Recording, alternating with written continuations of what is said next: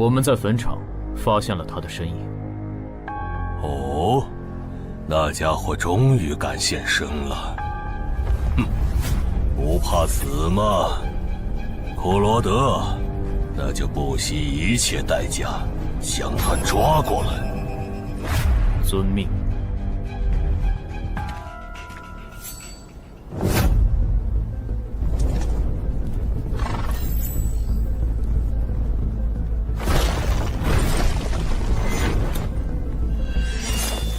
是不是打败你，才会放过我？那看来是没谈拢了。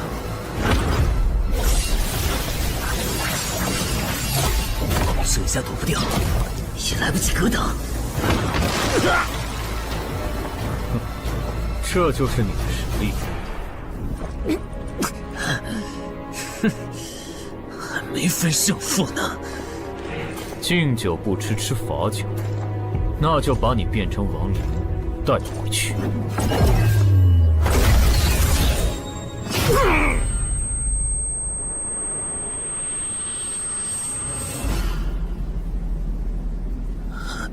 认输吧。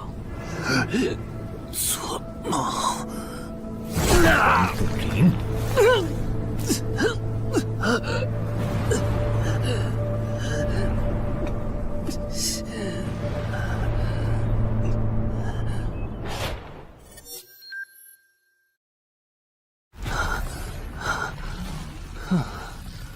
还好只是梦啊！等等，啊！不是，这地下室入口，竟然真的上到我家里来了！2030年，世界各地相继出现地下城入口。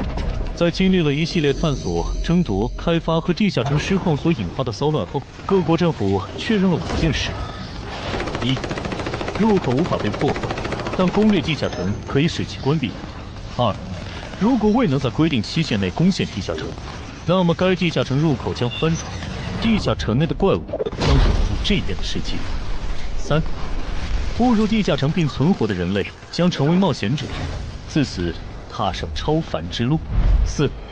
地下城内的怪物等级越高，攻略该地下城的收益越高。5.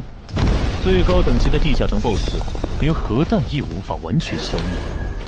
过去10年，地下城入口逐渐被公众所接受，有关地下城和冒险者的情报也被允许逐步公开给公众。冒险者周刊报道显示，冒险者人员十分稀缺，但却人均千万富豪。这一消息令冒险者这一职业变得非常受欢迎。对普通人来说，冒险者就是一步登天的门票。所以你过去3年的冒险家生涯，为你赚取了超5亿的财富。当然，对于刚刚成为传说级冒险家的我来说，这只是个开始。但少有人知道，每一位高等级冒险者的背后，都有许多普通冒险者和无辜平民的牺牲。而我们的主人公陈海，恰好是知晓这一秘辛的少数人。你还真是给我出了个大难题啊！能让人一夜暴富的地下城，可对我来说也没啥用啊。毕竟我又不缺钱，而且我记得地下城的死亡率好像很高，搞不好我会死。要不把它上交给官方冒险者协会算了，说不定可以换点特别的好处。嘿嘿嘿嘿。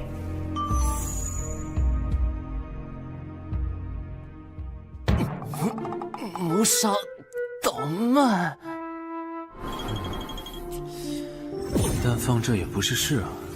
时间一到，入口翻转，怪物全跑出来，大家都得遭殃。这样，我先瞅瞅这地下城啥类型，要是死亡率高，我就搬到别的城市，走之前报警让警察来管；要是死亡率低，我就自己搞定。真搞不定的话，再搬家，然后报警。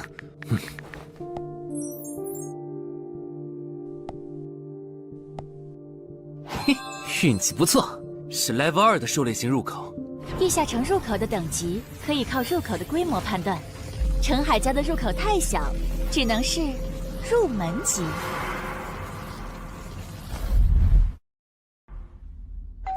你好，有您的快递。来了，是你的快递，在这签字。好的。说起来，小哥你该不会是发现了野生的地下城入口吧？不然为什么要网购锁子甲？完了，不会暴露了吧？我玩全甲格斗的，之前的防具换，打算换新的。怎么了？有问题吗？没问题，我就是随便问问。感觉这人很奇怪呀，难道是我虽然早就知道一般市民对成为冒险者这件事有多着迷，但是被人这么生硬的试探，还真是有够惊悚的。还好我伪装的不错。不过这个箱子会不会有窃听器啊？还好没发现窃听器。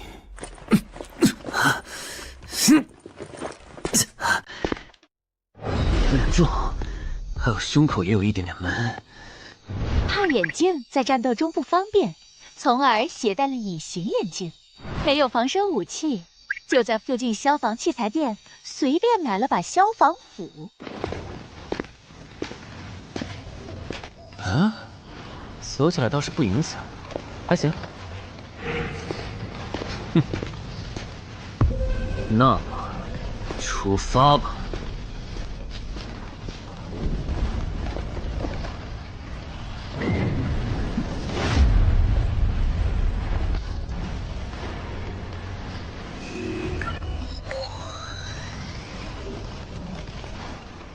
啊，不是地穴地形吗？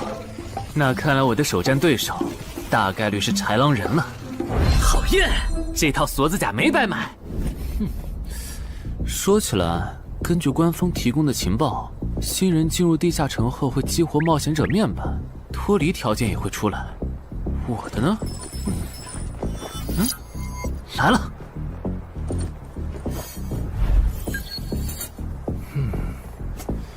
我记得普通人基础属性是10点，8点算弱，14点就很牛了。我不咋锻炼，力量和敏捷才9点，很正常。但智力有16点，真没想到啊！虽然智力和魅力是前期最没用的属性，但16点的智力，就算是协会或者财团内部也不多见吧？膨胀了，冷静，看一下地下城的脱离条件吧。脱离条件：杀死任意一只潮汐鱼人。通关条件是全灭一个潮汐鱼人小队。等一下，为什么是鱼人呢？我血场过敏啊！就不能给我安排点正常的对手吗？啊！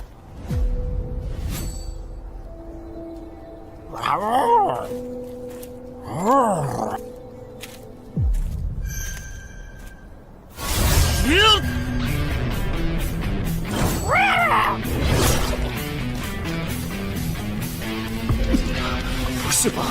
这都被躲过去了。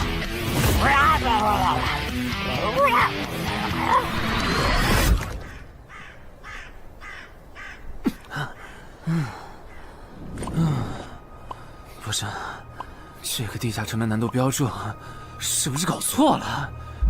一个落单鱼人就能把我打得差点翻车，如果遇到满编的鱼人小队，我岂不是要就地归西？啊，等级增加了。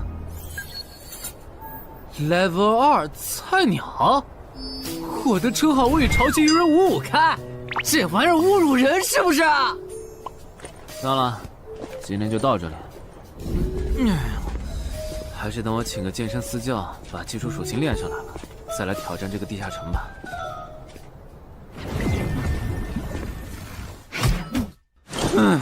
累死我了，半年的运动量都干出来了。又咋了？哦，任务结算呢？我记得地下城的任务结算好像也能爆出奇物的。嘿嘿嘿，我的要求也不是很高，给我瓶加属性的迷药就行。菜怎么了？谁还不是从菜鸟过来的？气死我了！罢了罢了，有总比没有好。让我看看这个保温杯有啥功能。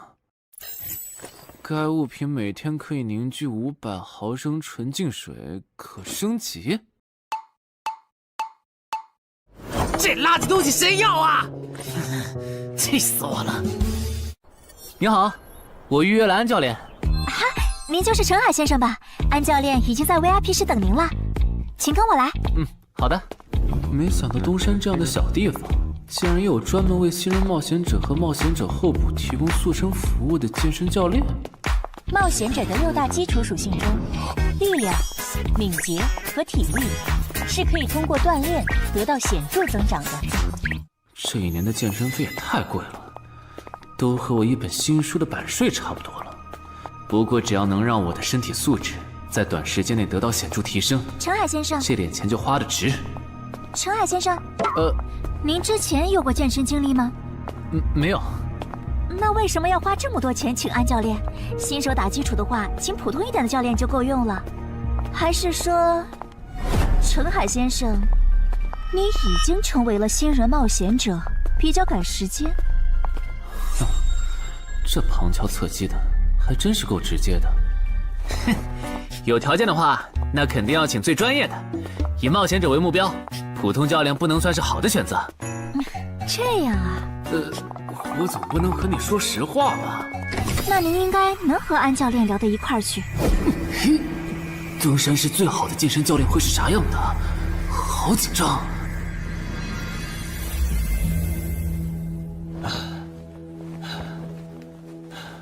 啊！和我预想的完全不一样，我还以为会是个肌肉兄弟，结果到头来，这不是个小白脸吗？课程这么贵，竟然也能预约得出去？开玩笑的吧？就是你想成为冒险者，跟我来吧。3、4。我撑不住了，教练，5，真的撑不住了。好，到这里吧。30公斤举了5次，换算一下，你目前的单次最大重量应该在35公斤。作为健身小白，结合你目前的体重，你这个卧推成绩算是偏弱的。什么情况？虽然我知道我的身体能力低于平均线，但是这也太弱了吧？正常老哥们不都是人均50公斤起步的吗？陈海先生的基础有点差呢。35公斤的极限数值换算到冒险者面板上的力量属性，应该只有9吧？普通人的力量、体能和敏捷数值是相对平均的，不会偏差太多。他现在这个状况，要在1个月的时间里变成冒险者，几乎不可能。那一般要多久？这个看你，如果天天练的话，差不多1个季度就能达到3个11了。这个11是你成为冒险者后面板上给出的约束，换算下来的话，就是比普通人略强。明白了。所以，办卡吗？那就先办一个季卡吧。我去哪儿交钱？让给我就可以了。好耶，以后撸铁不孤单了。认识一下，我叫徐茂，是健身馆的签约冒险者，以后多多关照。我叫陈海，畅销书作家，您也多关照。说起来，一般只有家境很好或者跟协会签了长期合约的冒险者，才会找安教练这样的专业教练。因为我不缺钱呀，我写畅销书赚的钱，在东山又花不完。既然以冒险者为目标，那肯定就要找最好的教练，打最牢固的基础。原来如此，我还以为你发现了野生的地下城入口，并且已经成为冒险者了呢。作为前辈，我得教你一些冒险者之间才流通的基础常识，免得你以后被人坑了。冒险者首次下地下城时，表现好能得个称号，带不带都行。要是带了会有加成，但也会被其他冒险者盯上。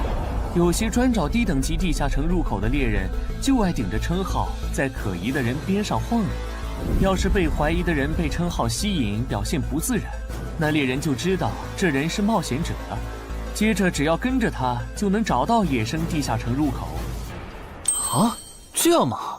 真是学到了。没啥反应，看来他真不是冒险者，就是个有点钱想当冒险者的弱鸡作家，那就没价值了。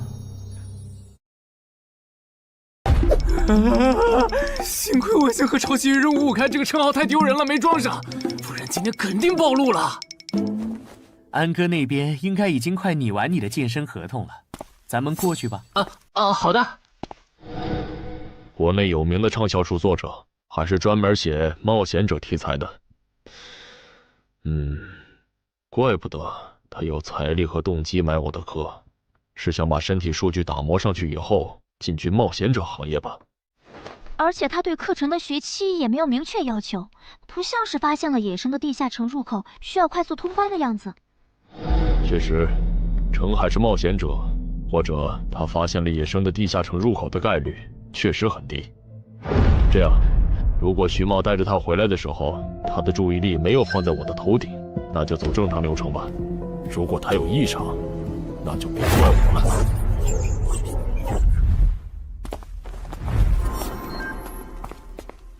合同拟好了，你看完如果觉得没问题就签吧。好的。怪问，不是吧？连健身馆的3A 级教练也……这边。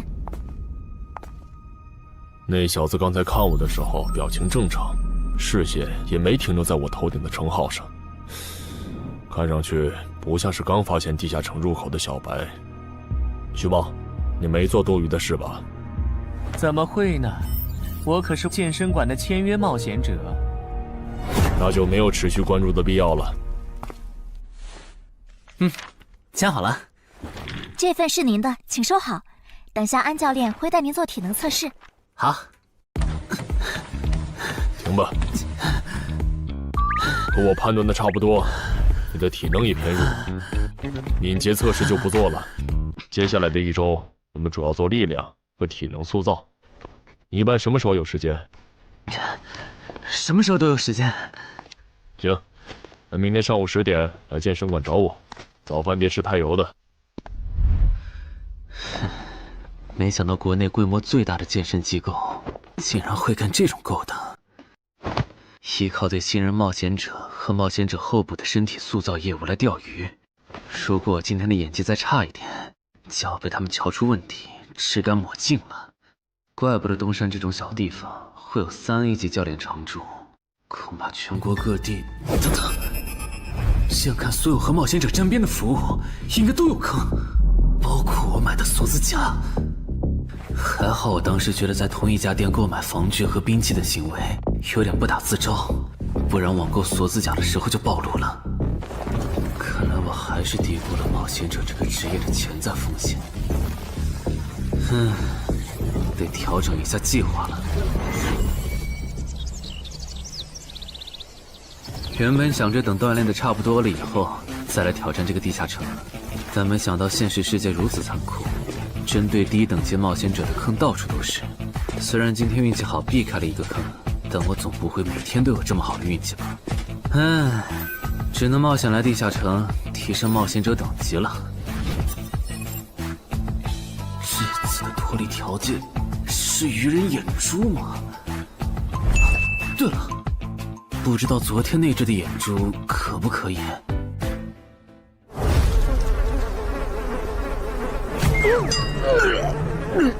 脸早都被啃光了呀！看来这附近有类似野狗的生物。不过好在眼珠还在。好耶！今天可以不用战斗了，等下只要记录一下这地下城的地形。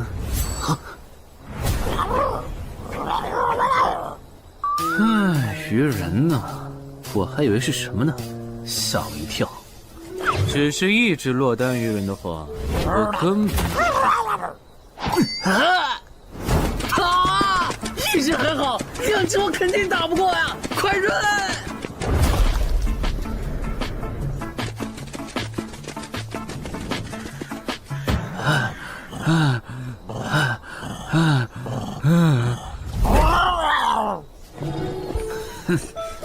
你都死到临头了，还这么嚣张，没发现吗？你和你的同伴跑散了。哼哼，现在换我来进攻了。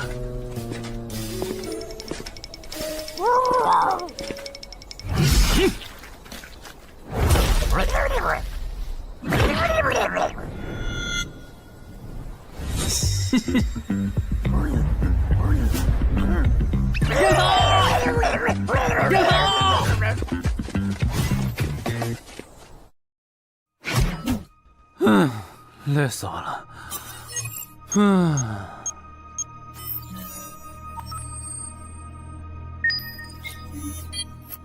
是吧？这次的评分明明更高，为什么反而没奖励啊？入门级地下城的爆率原来这么低吗？不过如果其他冒险者也是这个情况，那么他们是怎么赚到钱的？还是说有什么常识是别人知道，但我不知道的？明天找机会去问徐茂和教练。哎，徐茂和安教练还没有来吗？徐茂去隔壁室了，大概要过几天才会回来。安教练今天临时有事，得中午才能来。好吧，那我先去 VIP 室做体能训练。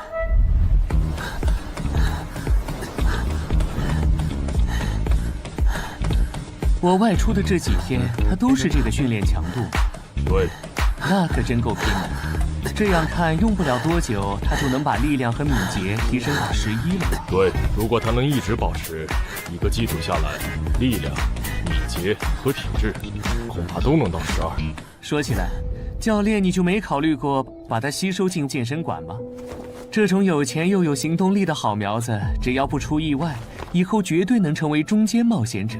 你回来之前我就问过了，但被他拒绝了。他想通过黑市的路子成为冒险者，然后当独狼。陈海，你这也太拼了，练这么猛很容易受伤的。还是说你打算今年就成为冒险者？能尽早成为冒险者，肯定要尽早。拖久了，以我的财力恐怕就上不了车了。毕竟时间越往后，冒险者名额的价格也就越贵。倒也是啊。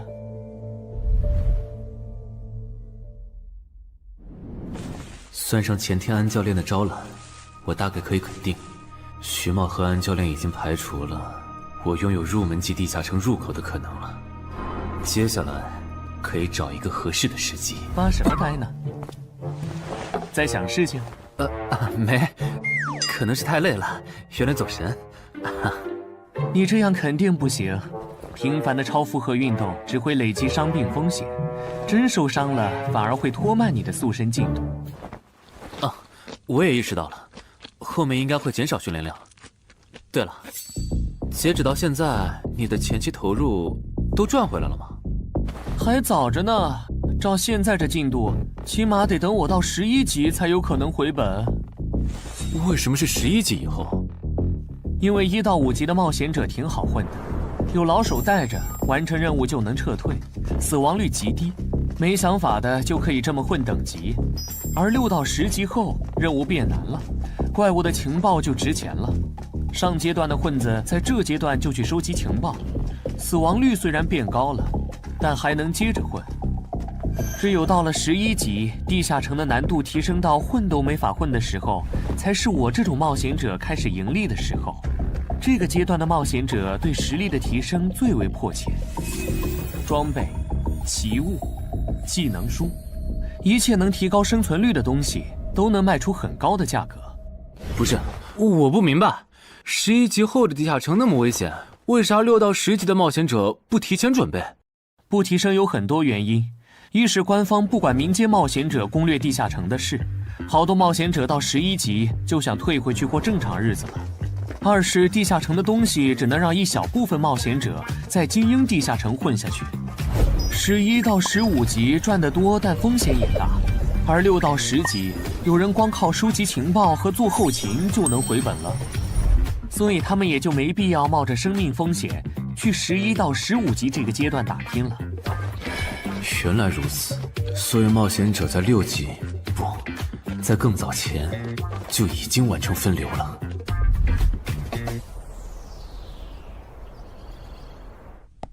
哼，真是学到了，怪不得我在论坛上很少找到有用的情报和攻略，原来有很多人靠卖靠谱攻略和情报赚钱。不过更让我惊讶的还是这件事。同一个地下城，冒险者就算反复刷脱离任务，也只能得到1次结算奖励。这样看，这个地下城入口能为我带来的价值，就只有通关奖励，以及将误入其中的普通人转化为冒险者这2点了。考虑到我本身并不缺钱，我还是尽量单刷这个地下城，然后再考虑要不要继续当冒险者了。先用徐茂教我的方法，前期以收集情报为主，有10足把握了，再考虑通关的事。脱离条件找到湖？啊，这次的脱离任务竟然不需要战斗，还好买了一架无人机做辅助，不然纯靠人力搜索找湖肯定是个大工程。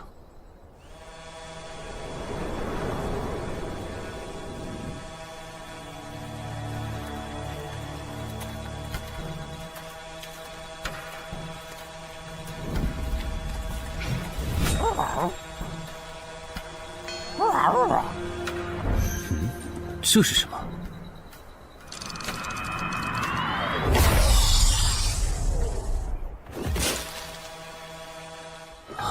刚才那个应该是鱼人吧？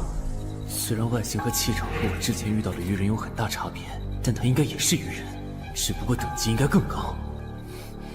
算了，先不管他。等我完成了脱离任务，再回来找那只橘红色鱼人。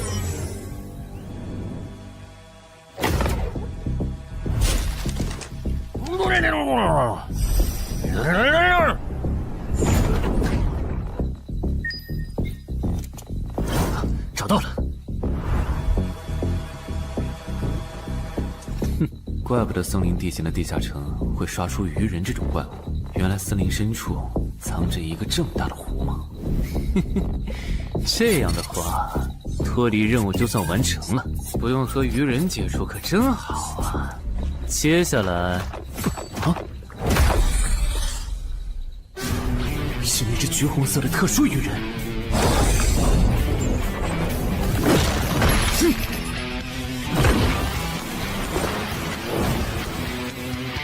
幸亏我刚刚反应快，不然可就重伤了。不过我新买的无人机的遥控器，我的心在滴血啊！不对，现在不是想这些的时候。这只鱼人的速度太快了，我必须慎重对待。啊！1只、2只、3只、4……哼！好险！什么情况？这个人怎么还没死啊？如果不是穿了锁子甲，我这条胳膊估计就废了。这家伙真的是新手级冒险者会遇到的对手吗？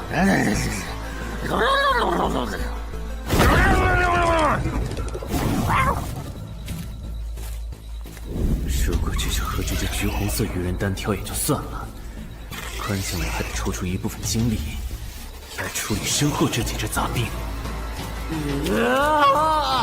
不管怎么看，这个地下城的难度绝对超纲了呀！要不逃吧？脱离通关任务重置了。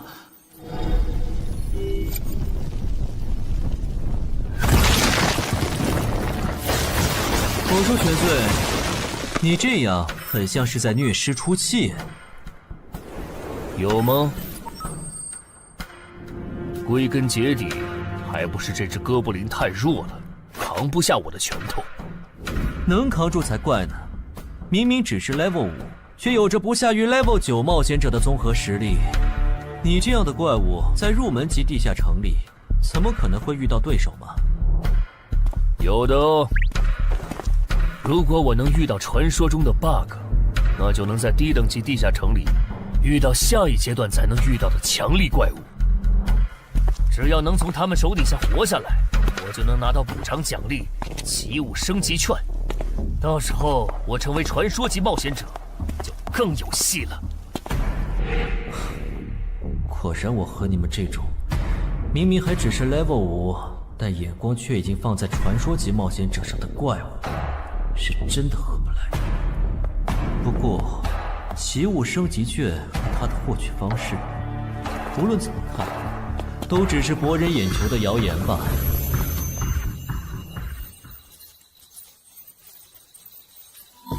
在高战力异常鱼人个体的追杀下活过3分钟，任务完成后将得到额外补偿，奇物升级券。不是吧？我都准备逃命了，你给我整这个，要玩死我吗？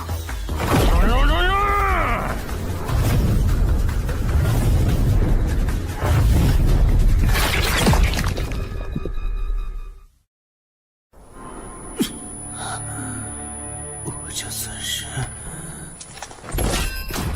逼上绝路了吧？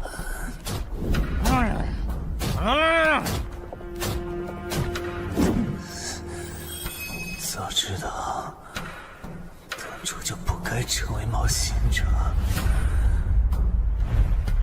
好好当个畅销书作家不好吗？虽然嘴上这么说，但我其实很清楚，这些年因为写冒险小说的缘故，我一直对地下城有向往，向往自己成为冒险者，体验那紧张而刺激的冒险者生涯。是的，虽然我怕死，人怂又不能打，但我的冒险人生绝对止步于此。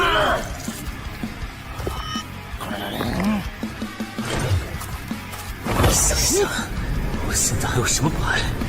我现在还能打出什么牌？使用称号，我与潮汐鱼人5开。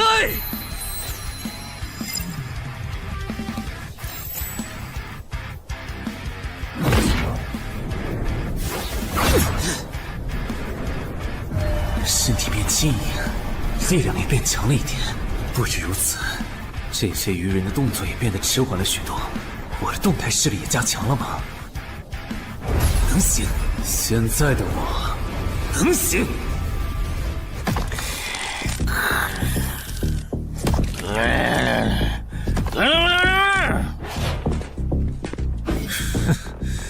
没想到高级鱼人说的话，我竟然能听懂。就剩你了，头目。我是干掉了这只下级士兵，别再得意忘形了啦！我知道的，即使身体能力获得了大幅度提升，穿上这一层锁子甲的我，依然不具备能和这只橘红色鱼人拼速度的可能。机会只有一次，利用鱼人直线攻击和我头部暴露的弱点，对方的进攻方式、路线和目标都已确定。我要做的就是舍弃头部的防御，用它做诱饵，争取到一次以伤换伤，重创对方的机会。如果这一次机会我没有把握住，那么吃到教训的他，必然不会再给我翻盘的机会了。这种生死皆在一瞬间的体验，真让人血脉喷张，沉醉其中，无法自拔。就是现在！我这不是挺能干的吗？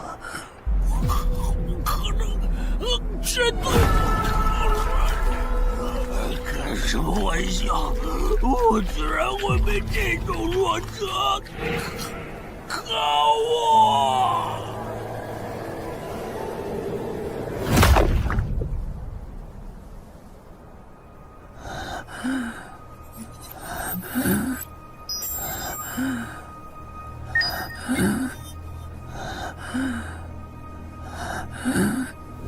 这下总不能还判定我是菜鸟了吧？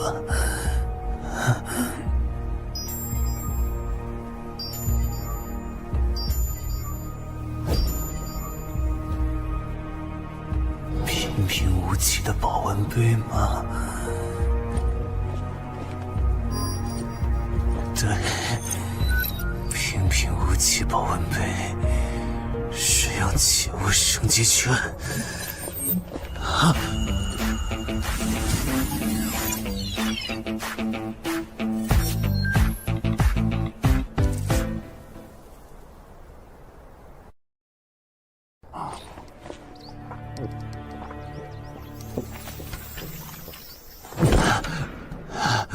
活过来了。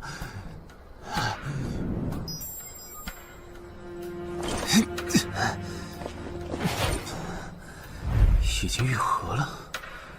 冒险者面板，冒险者等级竟然提升了，不过还是菜鸟。感知也提升了一点，还获得了一个新称号——至死地而后生。哼，倒是个意外之喜。再看一下通关任务重置后变成什么了。挑战等级上升了，脱离任务刚刚也完成了。不过这通关任务捣毁潮汐鱼人的孵化池吗？算了，这个通关任务明显不是现在的我能处理的。溜了溜了。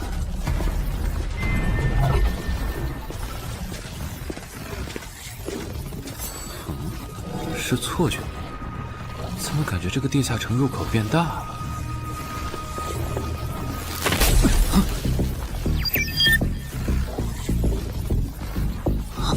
等级不足，这个地下城升级了。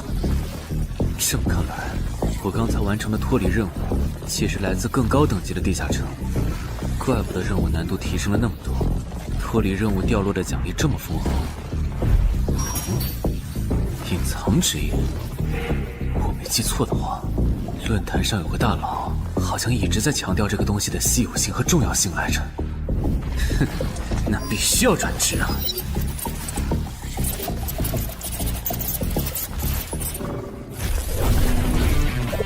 啊，什么情况？感知竟然提升了，死亡行者也算是新职业了。越接近死亡的话，属性点提升就越大，可以1至4点。啊，刚刚是啥玩意儿？我家？这就是感知16以后的世界吗？即使闭上双眼，我的大脑依旧能够准确勾勒出客厅每一角。真不敢想象，20点感知的人类眼中的世界又会是什么样子。说起来，我与潮汐鱼人555开这个称号的效果，刚刚在地下城已经体验过了。这个至死地而后生的称号，效果又会是什么呢？被逼入绝境以后，就能得到力量、敏捷、感知，每个加4点的加成。这个称号的触发条件和死亡行者的触发条件差不多哎。等等，也就是说，死亡行者搭配至死地而后生，极端条件下可以给我带来8力量、8敏捷、9感知的提升。哈哈哈哈！这也太超模了吧！胆子再大一点，以后遇到打不过的敌人，我完全可以靠自残触发效果让属性提升。等干掉敌人以后，再用稀奇古怪的回血药水把状态拉回来。而且回血药水的用处也不止于此，有了它，我再也不用担心健身过度肌肉拉伤了。反正每天都能回一次血，完全可以想怎么练就怎么练。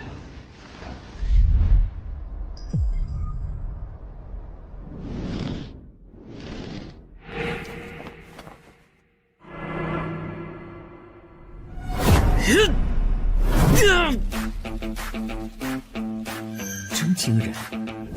谁能想到，不久前还只是个健身小白的他，只用了不到2个月，就达到了正常人要用1年才能取得的成果。就他那训练量，换别人来早就去 ICU 报道了。但他一通瞎练下来，还能活蹦乱跳，说明他体质很牛啊，至少有16，甚至都有可能17或者18了。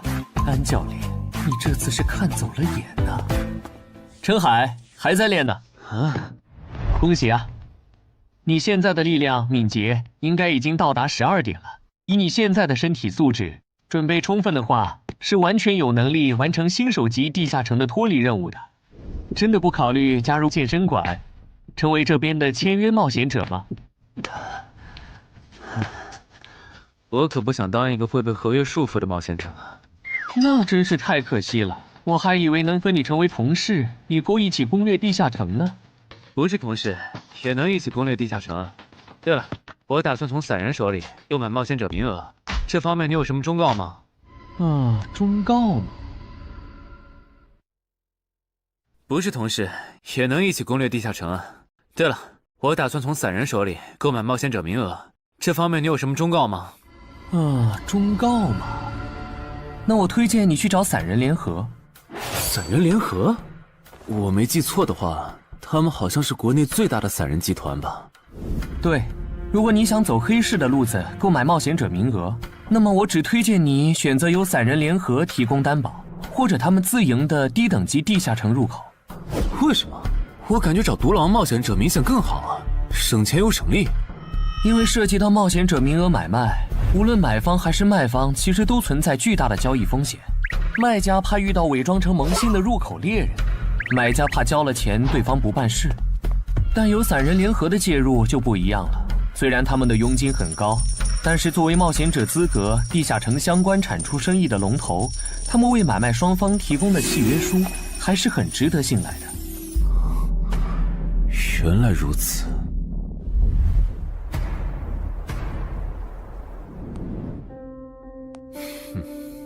查了一下，整个漳州只有云霄市的这个老廖稍微靠谱点，找了散人联合做担保。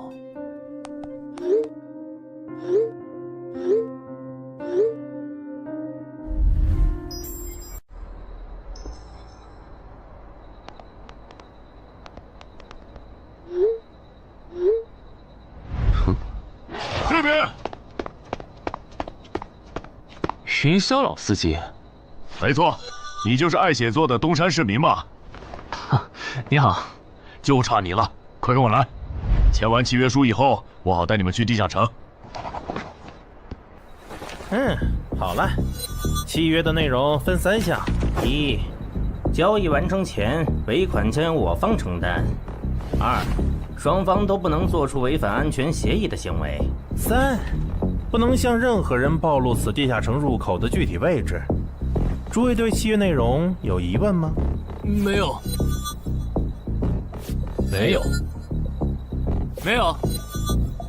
那么，契约成立。手臂在发光哎！哟，好神奇啊！好了，我的工作完成了，希望以后还有机会为诸位服务。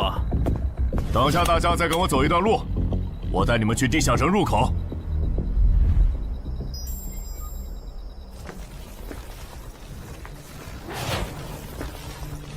这个地下城入口的位置确实隐蔽，难怪没有被官方和云霄市的资本发现。好了，大家排好队，按顺序进入。我先走一步，给大家带路。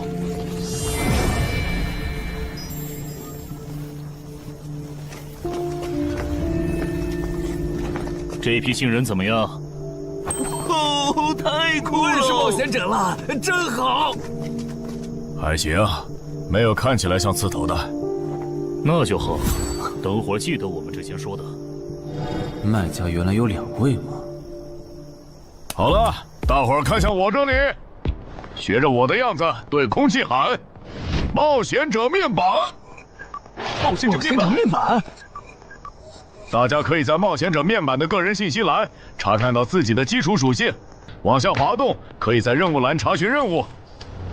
不是吧？我的基础属性原来这么低的吗？冒险者面板上的内容只有冒险者本人才能看到，所以不用担心个人信息暴露的问题哈。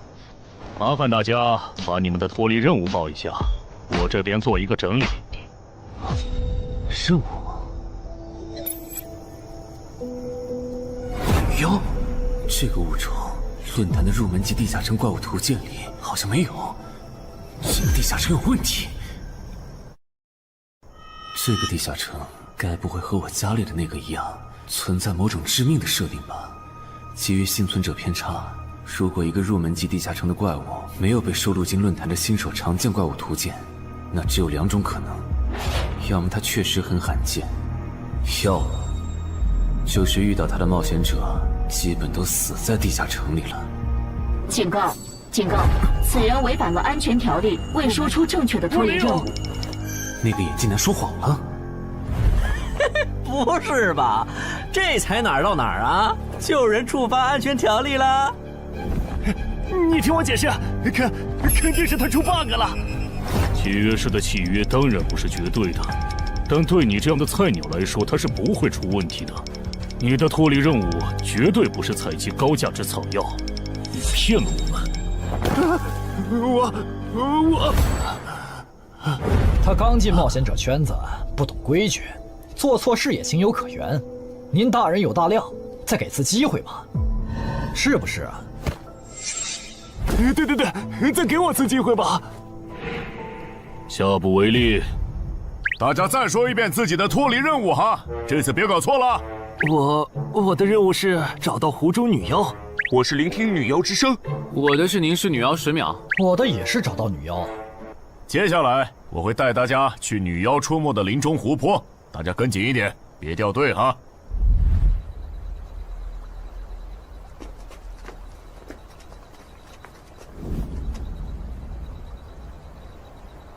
冒险者面板。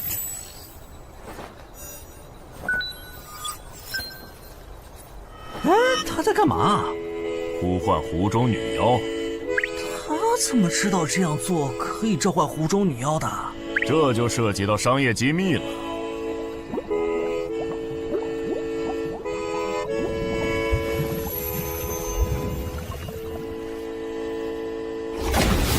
女妖出来了！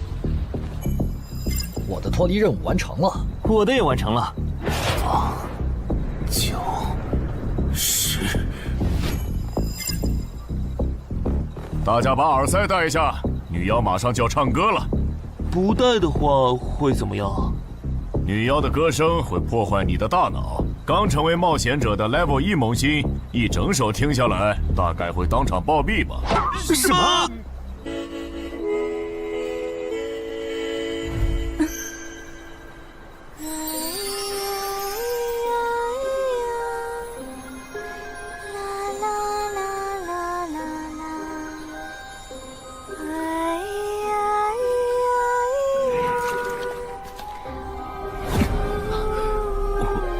刘备醒了，就听了这一小会儿吗？还好我戴了耳塞，歌声听得不真切，不然恐怕已经死掉了。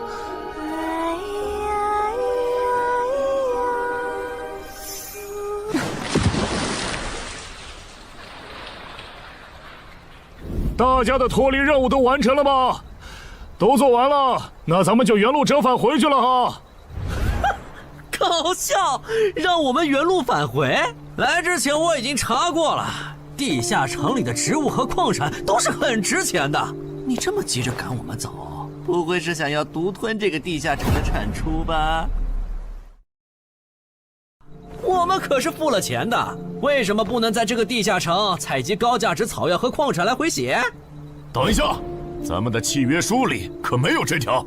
但也没有不准我们完成脱离任务后采集高价值草药和矿产的条例吧？原来冒险者还可以在地下城内采集草药和矿产的吗？你不知道吗？其实大部分冒险者并不具备通关能力的，他们主要的盈利方式就是搬运地下城内的物资和收集怪物情报。你是觉得脱离任务已经完成了，我们又碍于契约不能对你出手，所以可以发难了是吗？不然呢？真是笨蛋。但有一点你没考虑到，那就是我并没有和你们签订契约啊。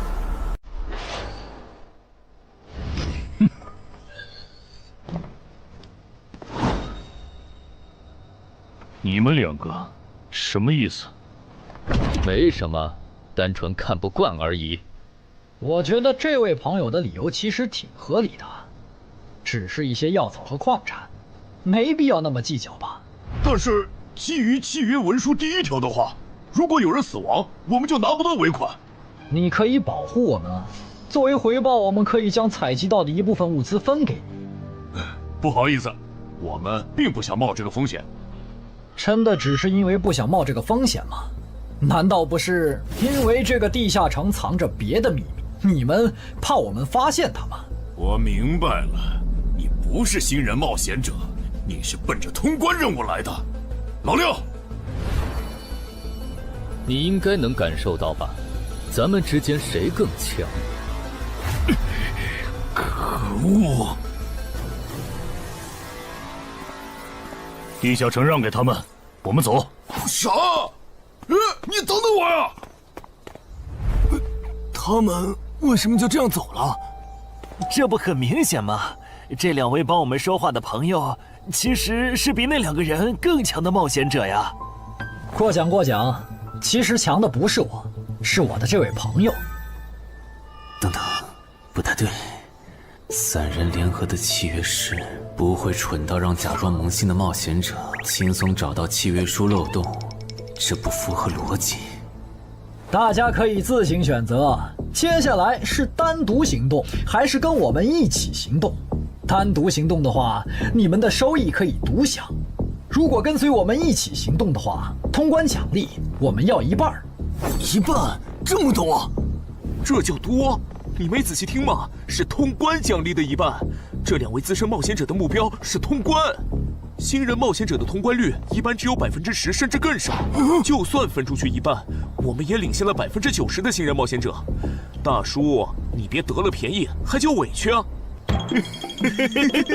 所以这其实是好事。对新人来说，第1次通关时间是重要分水岭。新人冒险者越早拿到通关奖励，未来的冒险者之路就会越顺畅。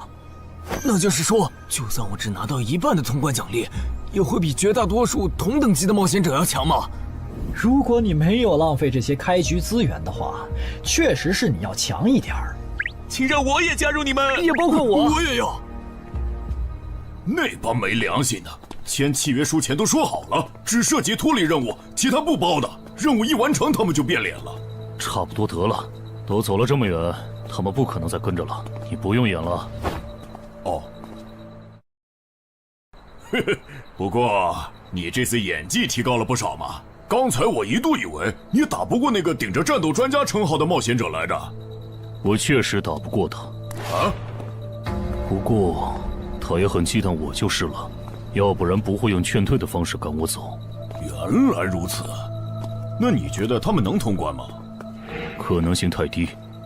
个人判断，这批冒险者里，最多只有1到2个幸运儿能活着走出这个地下城。什么嘛，这不就和之前的几次一样了吗？真没意思。哇，酷哎！既然大家已经决定联手通关，那我也不藏着掖着了。我能够为认同我、信赖我的队友带来一点基础属性的随机增幅。他说的是真的，我的力量加了1点，我加的是感知，我的也增加了。体力涨了1点。原来团队领袖这个称号是用来提升自己的队友啊，还怪好用的。我这边还有一个问题，我们现在只知道口琴声能召唤女妖，并不知道其他的召唤方法。女妖要是一直躲在湖里，大家的通关任务就没法完成。这不是问题，我的称号可以让我强制激怒指定目标，被激怒者将减少2点智力，变得冲动易怒。他也是冒险者吗？至于建立强制对话的方法，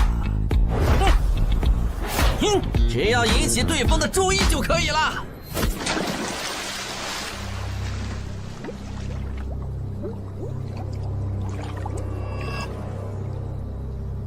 蠢货，你过来呀！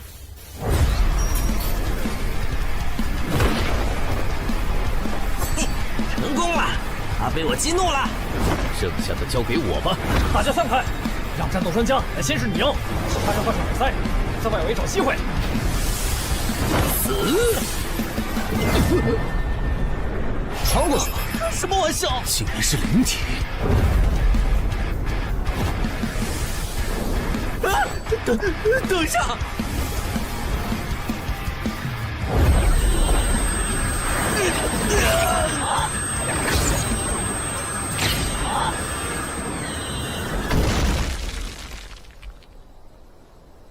还好有2-3，只是鼻子出血。不是吧？这个女妖原来是个妖魂！娘，有把握吗？有，但是会比较费时间。上一个地下城刷出来的僧侣之拳应该会有效，但熟练度还没上去，打起来会很慢。慢就慢了，这只女妖应该没有其他攻击手段，对我们的威胁很小。我有预感，这个地下城的通关奖励会非常丰厚。哼，愚蠢的选择。等等，你先别走。不是吧？10万个人里都不一定能出一个的感知16点的人，竟然让我……你为什么觉得他们的选择是有问题的？使用称号，他们当我不存在。真晦气！喂，你搁这对空气自言自语什么呢？不是，我刚才……不是没人吗？幻觉吗？有东西过来了！什么东西？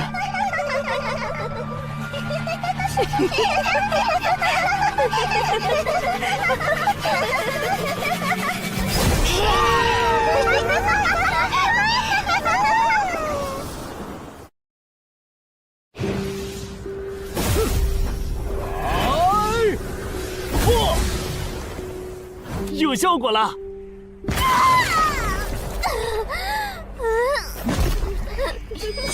什么声音？我们搞错了，这个地下城不止一个女妖，那2个卖家没安好心。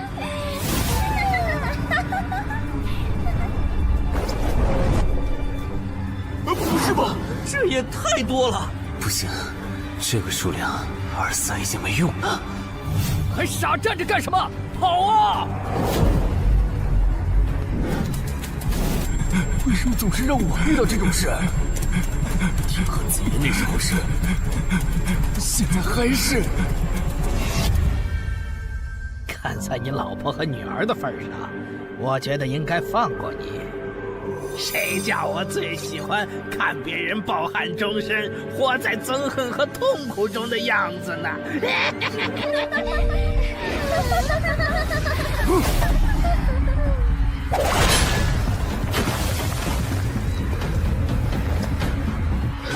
你们以为我是谁？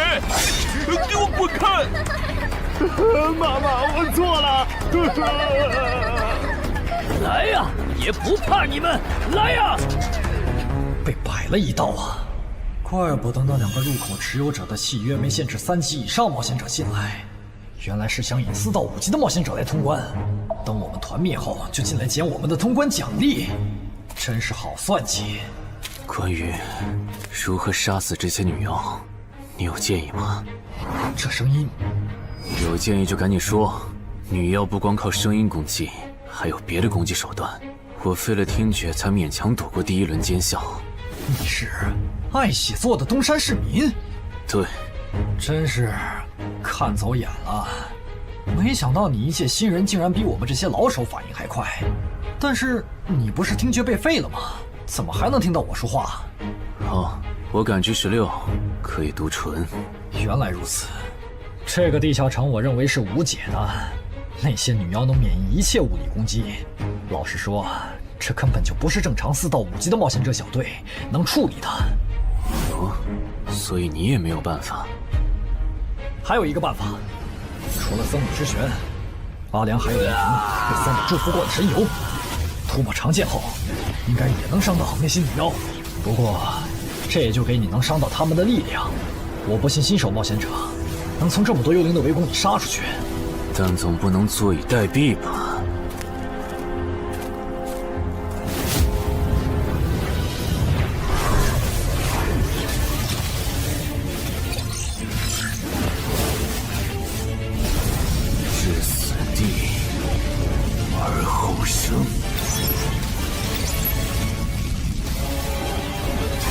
能听到吗？我问过你的同伴了，他跟我说，要通关必须从你那里拿到被僧侣祝福过的神油。通关吗？能帮我拿一下吗？不好意思，我眼睛瞎了，恐怕没办法操纵冒险者面板取出你要的东西。这样吗？不过，我还有一个办法可以让你得到它。什么办法？你干什么？就是以死后掉落的形式让你获取。其实我也不是非要那碗油杀人夺宝不可。20点的敏捷足够我甩开女妖逃出地下城了。我就是想试试能不能通关。虽然无论怎样，你都不可能活下来。哇，真的很吵啊！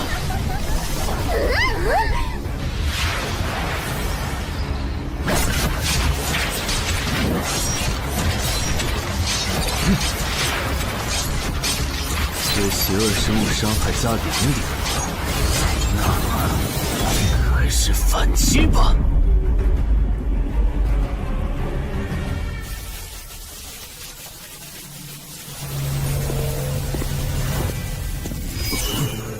好像有人从里面走出来了。哪有人啊？你看错了吧？不是，我真感觉到了。果然，他们那不能攻略的地下城设陷阱，引同等级冒险者来做通关任务，把人坑死在里面，接着捡掉落的东西，或者等冒险者重伤出来就杀人夺宝。雇主的儿子应该就是这么被害死的。石斧秃鹫是指利用高难度地下城坑杀同等级冒险者，然后拾取对方掉落的堕落冒险者。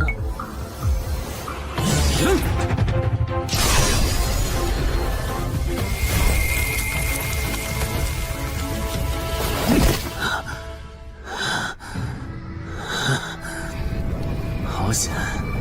如果再多几只女妖，我恐怕就要被逼出回血药水这个点牌了。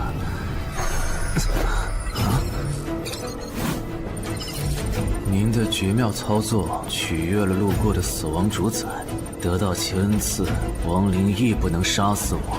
该恩赐可以使您豁免一次来自亡灵生物的死亡判定，免疫一次来自亡灵生物的死亡判定。好霸道的额外奖励！额外奖励都这么丰厚了，合并结算的奖励还高于单独结算，那么肯定要合并啊！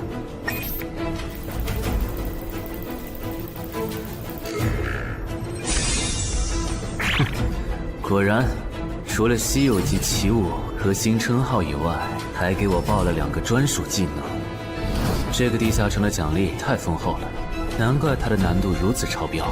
爱写作的东山市民，你还活着吗？怎么没声音了？哼，差点把他给忘了。你现在感觉如何？能站起来吗？有点难。那只能扶着你了。其他人是不是都死了？胖子、四眼、大叔，还有你的2位同伴，都死了。你应该不是第一次进入地下城吧？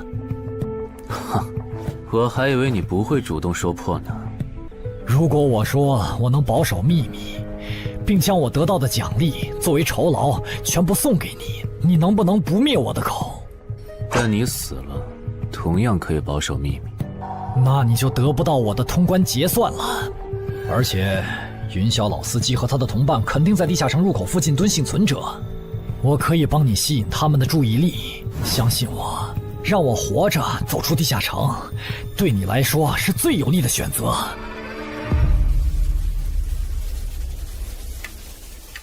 看到了吗？这才是真有人出来了。哎呀，刚才那次算我看错行了吧？等等，地下城在坍缩，他们通关了。不对，小心右边的冒险者，他绝对不简单，肯定是狼。先干掉一个弱的，接下来到你了。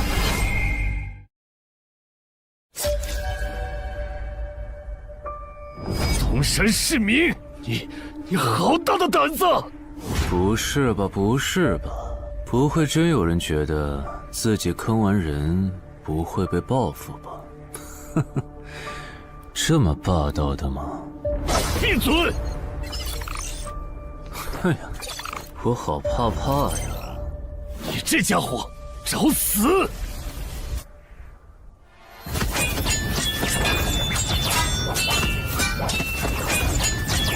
这俩人相互厮杀的程度，有些7级甚至8级的冒险者都没这么夸张的速度。不可能！带上这个称号以后，我的速度竟然还是没你快，真是离谱他妈给离谱开门，离谱到家了！你的敏捷难不成有17，甚至18？可，你猜？冒险者面板！哼，不比速度了。不比了。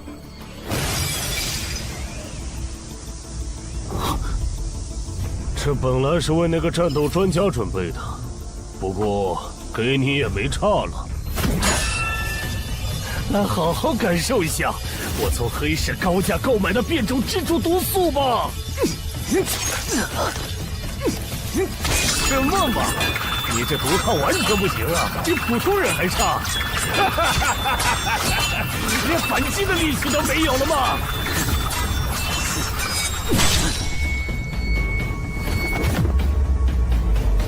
太慢了，太慢了！你这样是伤不到我的。哼，蜘蛛毒，这就是你为我们准备的手段？怎么样？喜欢吗？作为7级地下城蜘蛛地穴的特殊产出，可以极大的削弱低等级冒险者的力量、速度和体力。迄今为止，因为它而败在我手上的5级冒险者已经有4个了，而你将会是第5个。然后呢？你应该不只准备了这点手段吧？全都亮出来吧！哼，不会吧？难道这就是你的全部了？当然不止这些。佩戴了毒素携带者称号的我，呼出去的气体、身上的汗液和血管里的血都是带毒的。和我相持的越久，你中的毒就越深。这战术太吓人了，在6级以下几乎是无解的。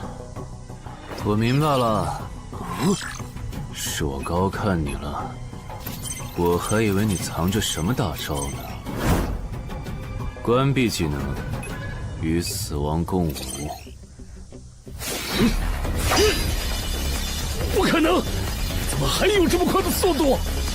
哼，你猜？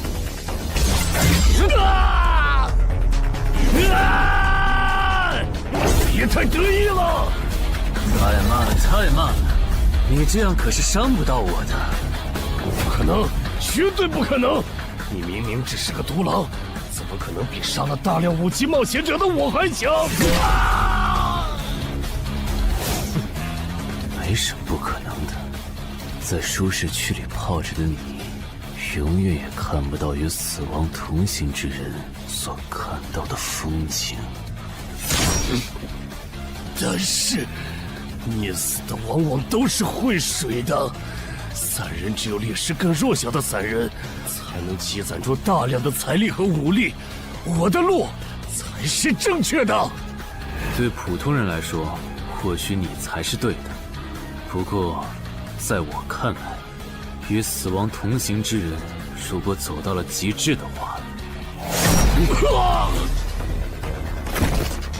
未必不能超越死亡。不是吧？那么强的人，竟然这么轻易的被……啊！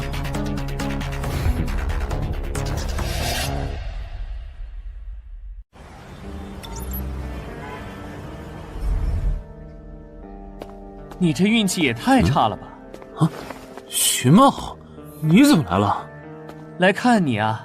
第一次进地下城就遇到了能免疫物理攻击的怪物，好不容易通了关，还被石斧秃鹫堵门。不过也多亏了这次经历，让我得到了置死地而后生这个称号。也是，还算幸运。那些传说级冒险者，哪个没在5级以前越级挑战过对手呢？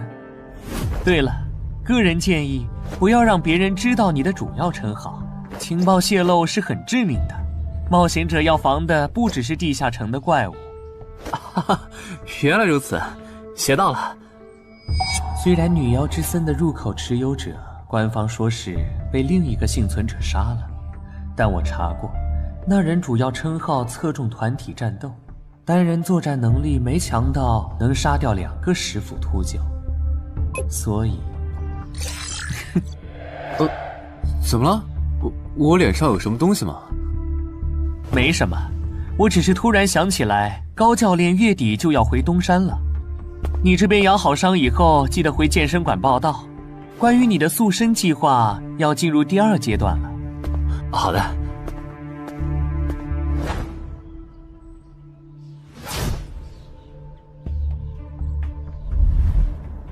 你不打算做攻略型冒险者了？没错，这次地下城经历让我明白，我没当传说级冒险者的本事。与其在这阶段的地下城拼命，还不如到6到10级的地下城多弄点钱，然后就隐退。哎，不过你和我不一样，你有成为传说级冒险者的潜力，但前提是你得改掉独狼的习惯。为什么这么说？独狼玩法在10级前的地下城能提高任务结算评分，多拿奇物、称号和技能，但11级到15级的地下城难度大增，光靠个人根本过不去。如果你想成为传说级冒险者，10级前就得组建自己的攻略团队，不然在11级到15级时，要么会掉队，要么就会被官方财团收编，就没机会再往上提升了。团队嘛。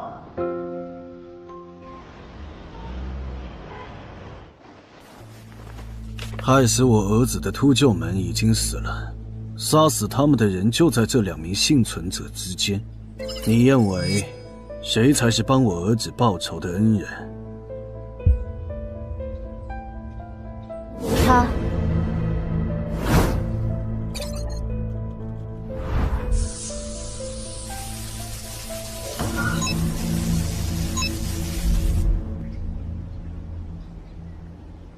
陈海，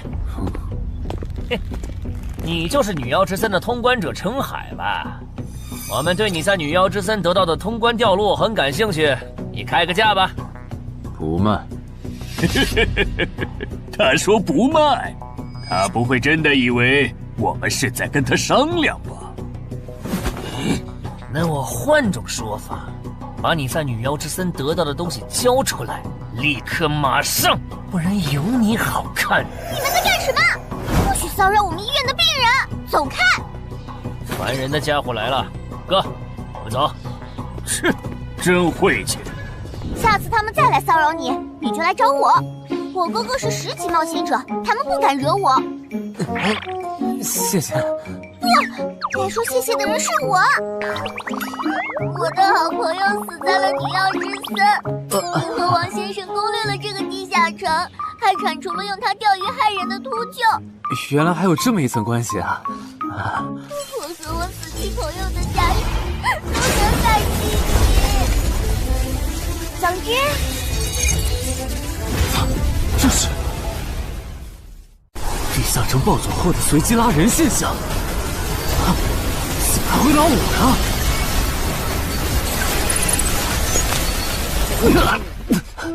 突！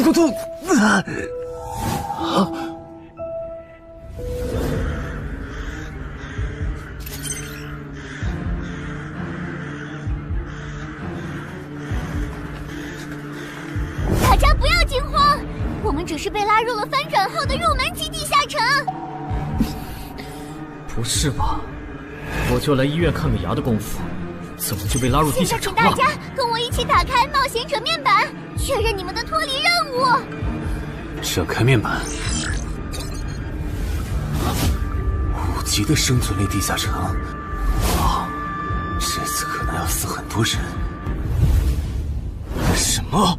云霄市医院发生入门级地下城翻转现象，有20人因此凭空消失，周德也在这20个人里。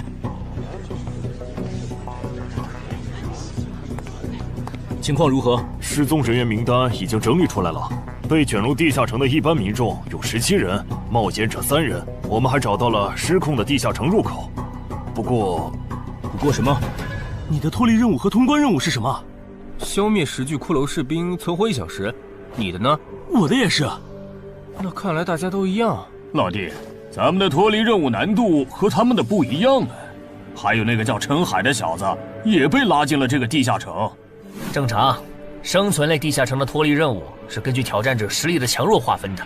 至于那个叫陈海的，等咱们做完了脱离任务再去找他。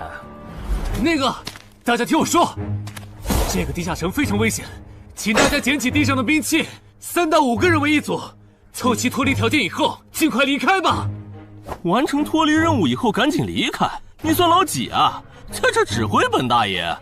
说不定是人家想把咱们忽悠走了以后，独吞地下城的宝藏呢。不是，这个地下城真的很危险。这俩蠢货脑子有坑吧？对地下城的危险没有认知也就算了，还在这带节奏。这位先生是非常强大的冒险者，他前几天刚通关了一个难度非常高的地下城，还和同伴联手除掉了10府秃鹫。真的假的？就是锦城家园那栋烂尾楼，听说害死了好几10人。哦，想起来了，请大家相信他的判断。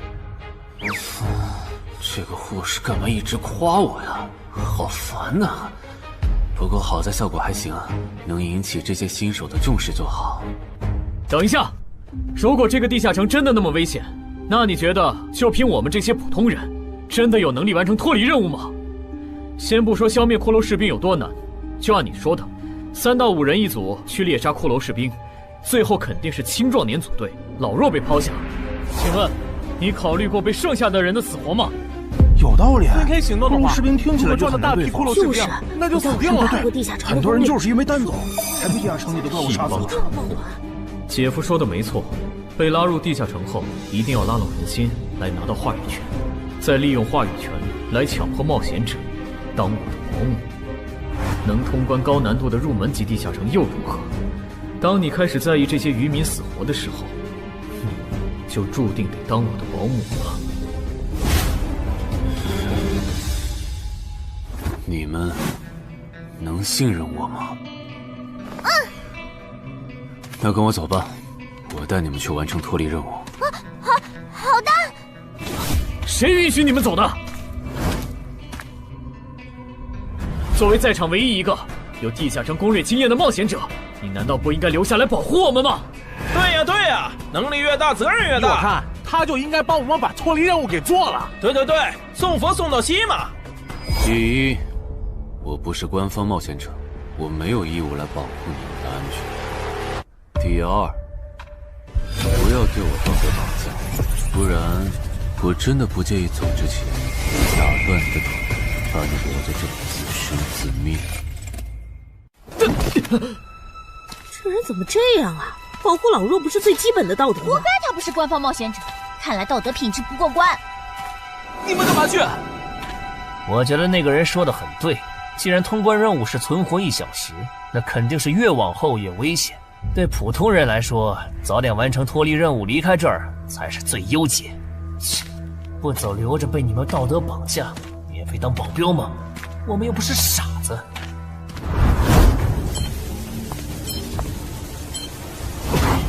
怎么是他？这个地下城有什么问题吗，尚科长？这个地下城最大的问题在于，接下来的1个小时，能有几个人活着走出来？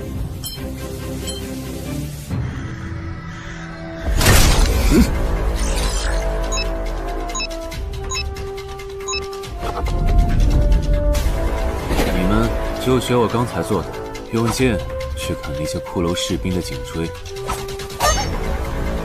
那你呢？又来了！我嘛，就用我的老伙计和他们练练。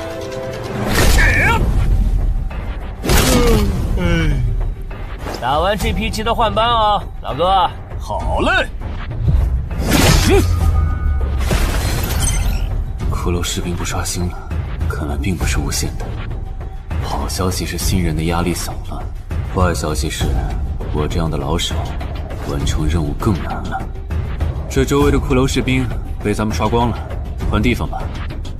好。受伤的人往后退，剩下的2人一组，交替清理从地里爬出来的骷髅士兵。再战40分钟，大家就可以回家了。好。亏我之前以为当冒险者有多难，结果就这儿啊！是啊，这些骷髅根本就没有那个老手渲染的那么危险。等这次结束，我也是个有名的冒险者。这些骷髅虽然弱，可不代表这地下城难度低。正相反，骷髅越弱，越说明地下城有极厉害的 BOSS。更让我烦的是，这地下城怪物也太少了。虽然我以老弱不宜参战为由，劝退了近半的冒险者，但是分到我这的怪物才4个。最后10分钟，这地下城难度肯定飙升。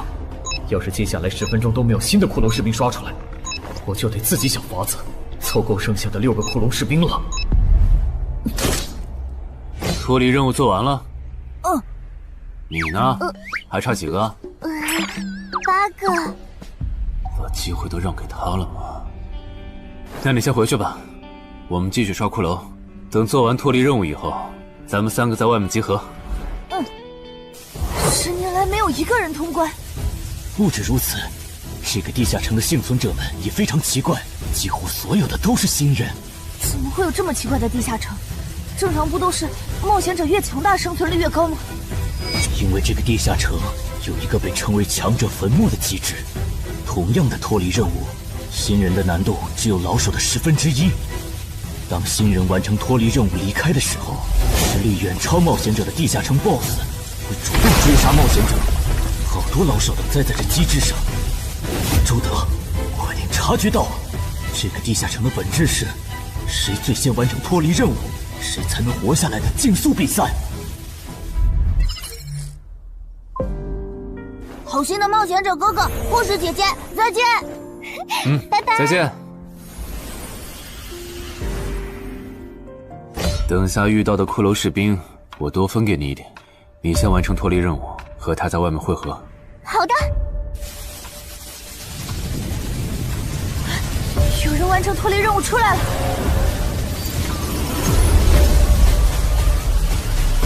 怎么是小孩子？有人离开这个地下城了。这个第2阶段是什么意思啊？原来是这么回事吗？这个地下城的本质是竞速。李明、王志勇，你们2个跟我来。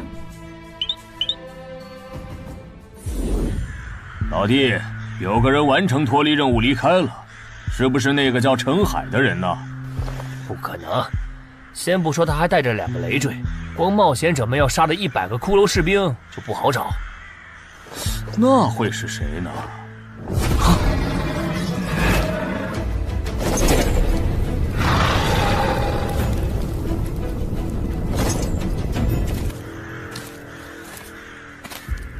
叫我们跟着他出来，都走这么远了，也不解释一下。如果遇到大群的骷髅士兵，咱们3就完了。闭嘴吧，他这么做肯定是有原因的，你没注意到吗？他是看到任务栏变更以后才叫我们出来的，恐怕他比我们更清楚这个地下城发生了什么。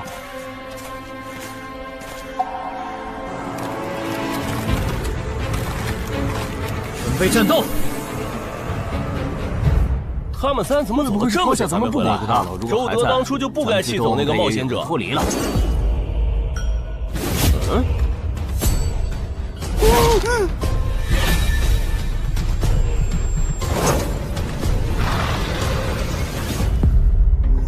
周德、吕明，你们2个王八蛋，竟然拿我当挡箭牌，用完就丢！你们这2个小人！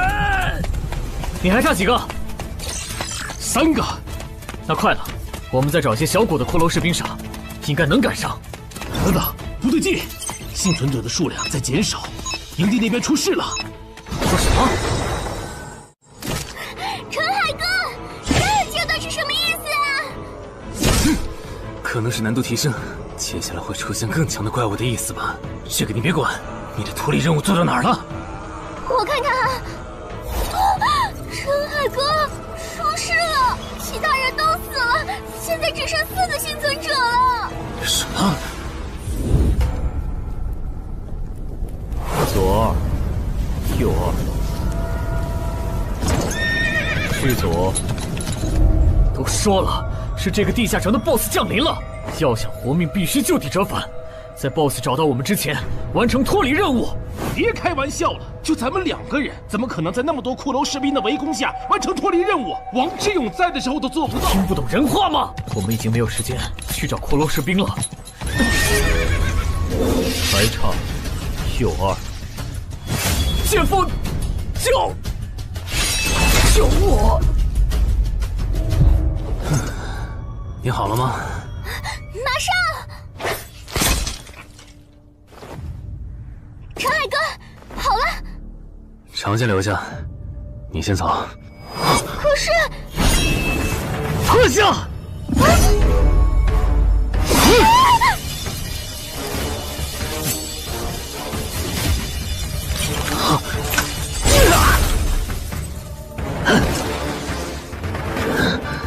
好强！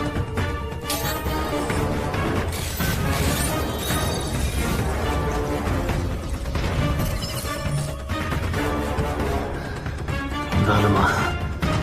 你留下来，只会碍事。我知道了，我去外面等你，你一定要活下来。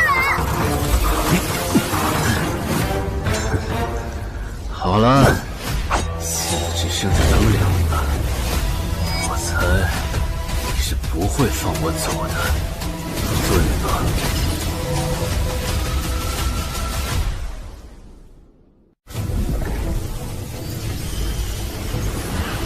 是护士姐姐，对面还有幸存者吗？有，但是陈海先生他……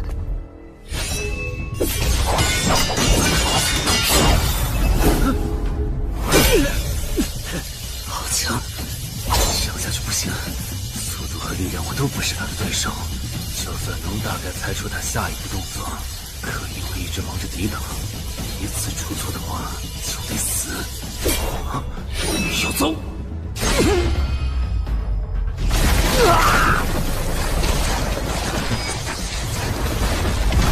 这么巨大的实力差，你还能跟我过几招？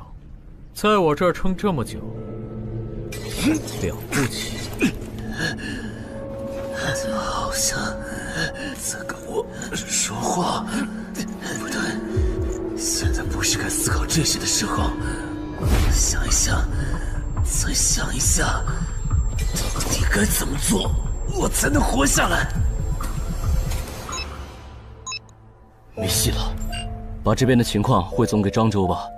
就说云霄市医院地下城暴走事件，17名普通市民卷入，仅2名幸存，3名低等级冒险者卷入，无一生还。你在说什么？不是还没到时间吗？这才过去5分钟。就是。我能理解2位的心情，但是请不要再做不切实际的幻想了。这个地下城里的 BOSS， 就算是9级的我，也没有把握面对他能存活15分钟。你要等的人，哪怕是5级冒险者中的佼佼者，最多也就能坚持5分钟。你从地下城出来到现在都过去5分钟了，他还是没有脱离地下城，这意味着什么？你应该清楚吧？怎么这样？如果不是因为我们拖累了他的进度，护士姐姐，陈海先生肯定能活着离开这个地下城。都是因为我们。是啊，全都是因为你们。如果没有那个多管闲事的冒险者帮你俩完成脱离任务，周德才是最有可能活着离开这个地下城的人。我出去冷静一下，这2个新人的登记工作交给你了。那这个地下城入口怎么办？人都死光后，入口会在半小时内关闭，接着随机出现在世界某个地方。当然，如果你实在不放心，也可以盯到最后。好吧。你合格了。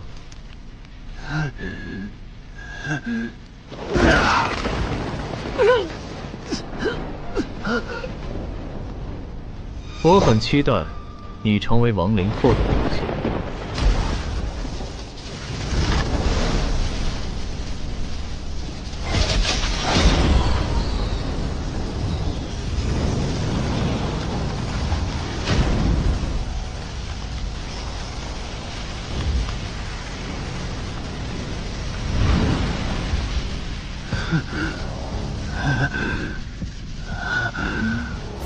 都赢了。对这个 BOSS 来说，完整的我更有价值。在他回来之前，使用死亡主宰的恩赐。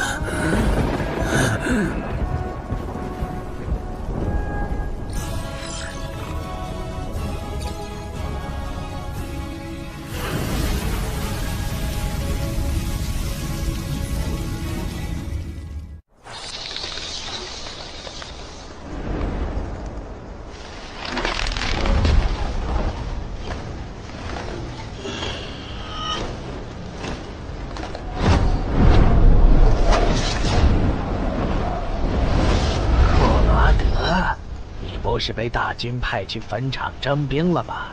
怎么回来了？白跑一趟，我还以为是谁激活了骸骨大军发出去的万念邀请函呢。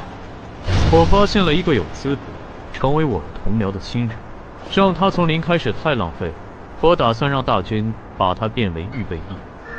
同僚，坟场的冒险者最高才5级。这阶段的新人连合适的职业和称号都没确定，你就肯定他能跟咱一样成为传奇？他已经找到了合适他的职业和称号。这次真的太险了，如果不是那家伙主动走了，就算再给我一条命，我也完全没机会。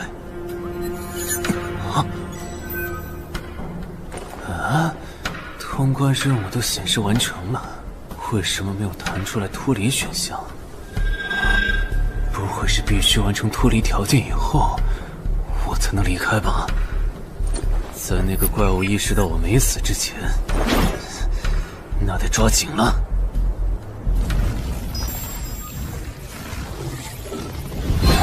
没有关闭，这个地下城的入口还没关闭。陈海先生还在战斗，他还活着。我去找尚科长。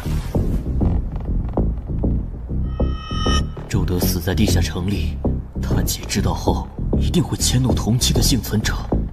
如果处理不当，尚科长，怎么了？慌张成这个样子？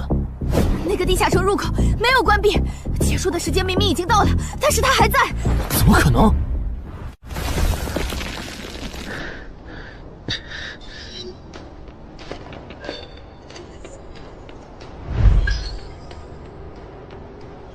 合并结算。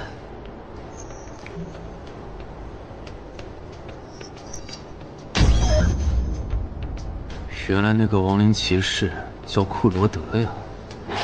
不过，传奇级，坟场才5级，怎么会有这么超纲的 BOSS？ 说起来，这个地下城的 BOSS 强度这么高，以前真的有人通关过吗？尚科长，你看，尚科长，这地下城暴走后，超过关停时间仍然存在，怎么会这样呢？有2个可能：一，被卷入地下城的冒险者完成了通关任务，但却没有完成脱离任务；二，地下城升级。一定是第一种，一定是。不可能的，坟场很早以前就已经被世界冒险者协会定义为几乎无法被攻略级的地下城了。相比有人通关，我更相信是地下城内部发生了什么变化，导致地下城升级。有人出来了！是陈海先生，真的是他！哎呀，你们都在啊！担心死我了，是因为我的原因没能坟场竟然真的被他打通关了。一辈子的。那么严重吧？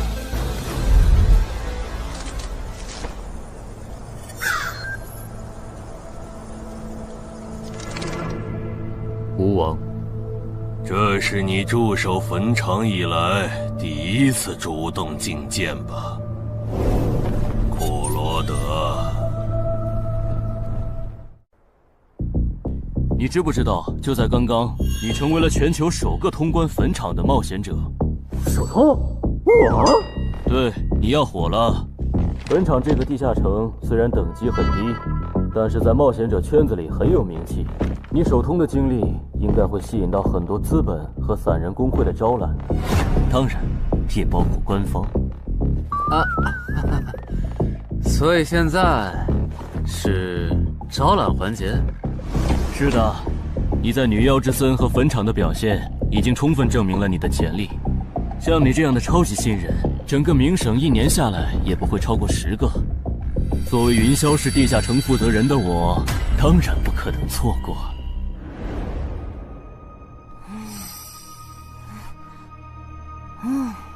恩姐，你说那个叫商礼的，是不是想抢走陈海哥的通关奖励啊？要不然他为啥要拉着陈海哥单独谈话？应该不至于吧？我可不会那么没品。而且5级地下城的通关奖励，我根本看不上，好吗？哼，那可不好说。你不需要，不代表你家亲戚不想要。这死小鬼！啊，别乱说。我们在里面聊的久，是因为在谈加入冒险者协会以后的待遇问题。不是吧，陈海哥，你要当公务员？感觉你好像对冒险者协会意见蛮大的。那倒没有，我就是觉得像陈海哥你这样强的人，完全可以像王自健那样自立门户，没必要受协会的规章制度束缚。王自健是谁？是不死冒险者里的男主。不会吧？你明明是个冒险者，竟然没看过这个吗？我是冒险者，和我看这书有什么必要联系吗？这个死小鬼！要不要告诉他们这本书其实是我写的？你是陈亥？你真的是不死冒险者的作者陈亥？不会吧，不会吧，不会吧！如假包换，不信的话，我可以给你看我写到一半的《不死的冒险者2》的小说原稿。真的吗？啊，你怎么了？怎么感觉你受委屈了？陈海先生，你能不能不要加入冒险者协会？为什么？我以前听我哥和他朋友说过，那些加入官方的冒险者很多都后悔了。你哥有说是什么原因吗？没有，但我还记得他们谈话时的表情非常的严肃，甚至还发生了激烈的争吵。这样吗？我会慎重考虑的，谢谢你为我考虑这么多。不，我才应该道谢。那个杀千刀的对我弟弟见死不救，你还把他放进来？商礼，你是不是成了云霄市的负责人以后飘了，忘了自己是怎么上位的了？我没忘，我请他进协会不是为了护着他，他通关的地下城很特殊，过不了几天他就会被财团或大工会拉拢，好多事就不好办了。要是有潜力的成了官方冒险者，等他们跨过15级大关以后，到时候他们面临未知的危险，你是知道的。不行，那样太久了。他虽然有潜力，但不一定能突破15级变成传说。我要他下周就死。好吧，我知道了，那只能借刀杀人了。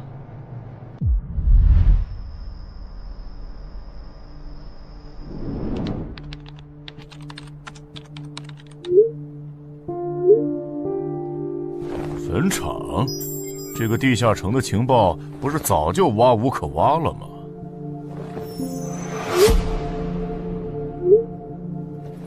这样就可以了。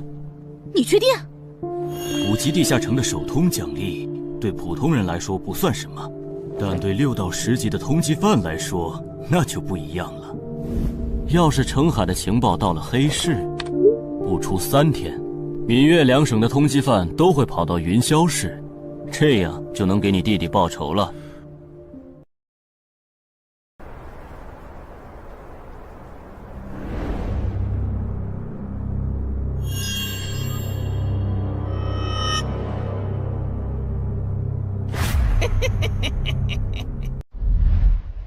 我的个人信息要3天后才能录入官方的冒险者系统吗？是的，我记得程先生你是东山人吧？要不我这边先给你安排一下暂住的酒店，这样你这几天就不用两边跑再折腾了。不用，刚好我要回东山办点事，那我3天后再来云霄。好的好的，那咱们3天后再联系。前提是3天后你还活着。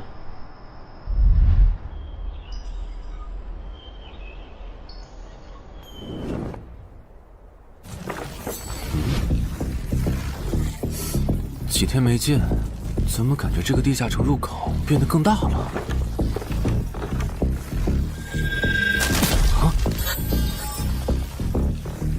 准入等级6级，也就是说，这个地下城的等级现在介于6到10级之间了。我现在是5级，按照之前的升级速度，只需要再打1个到2个5级地下城，就能升到6级了。上次翻论坛的时候，我记得东山这边好像有一个5级的地下城正在招募人手，我看看还在不在。好耶，还在。你好，请问你们的招募条件是？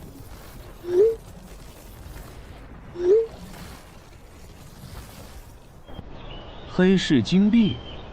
你问这个干嘛？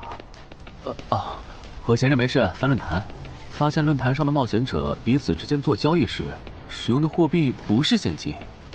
冒险者之间做交易，除了用地下城入口和掉落物，就是用黑市金币当货币。黑市金币有什么特殊之处吗？为什么不能用现金交易？黑市金币是挑战10级以上地下城的主要收获。我以前问过安教练，他说这东西10级后有大用处，可具体咋用没跟我细说。原来如此。对了，等级没到10级的冒险者，一般是从哪儿弄到黑市金币的？我也想搞一些。新手的话，你可以试试把不用的掉落物拿到鬼市去卖。你要卖吗？要的话，我晚上可以带你去东山的鬼市。要，谢谢徐哥。东山这边的鬼市只有每周一的凌晨2点到4点有。你别看这边人很多，实际上只有1/10是冒险者，甚至更少。这些摊贩也是卖的东西真真假假，很容易上当受骗。听起来有点像古玩市场。差不多吧。总而言之，东西先别急着卖，多转转，弄清楚物价后再卖东西。我这边还有点事，就不陪你继续逛了。好的。看不出他这人还怪好的。好了，到我来扫荡了。小哥，来看看这件，可都是宝贝啊！瞧一瞧，看一看喽！精品装备，仅此一天，价高者得。小哥，来看看我的矿石啊！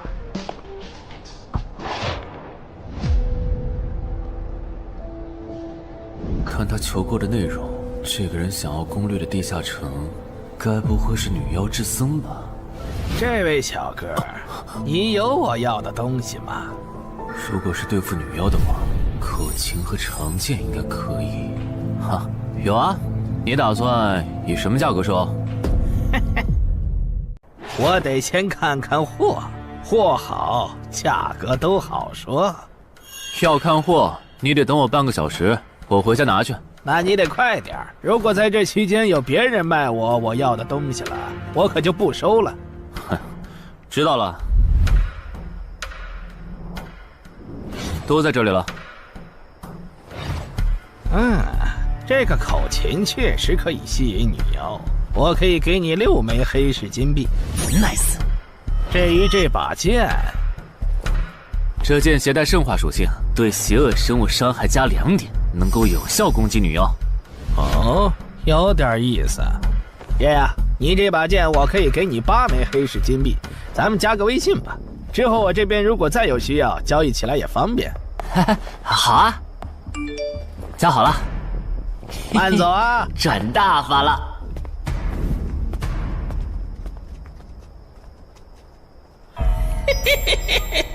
疏于防范了哟，坟场通关新人。唉，都过去1个多小时了，那个叫四海为家的怎么还没来？算了，不等了。各位新老朋友，大家好，我是5级哥布林地穴地下城的入口拥有者搬砖小 C。我左手边这位是协会冒险者林女士。哟，本次攻略已在官方备案，大家可以不用担心秃鹫的问题。这边的3位大叔和我组队过3次，是实力和人品都很过硬的老手。这小子怎么每次都这么磨叽？然后是本次行动的金主，目前还是普通人的王老板。大家好，鄙人姓王，是东山地产的经营者。最后是新朋友，爱写作的东山市民和今天也很闲鱼呢，他们都是3级以上，可以胜任后援工作。大家好。怎么这些人都喜欢在公园集合呀？上次的师傅秃鹫事件后，我都快对公园有心理阴影。大家都互相认识了，接下来请随我前往哥布林地穴的入口所在地吧。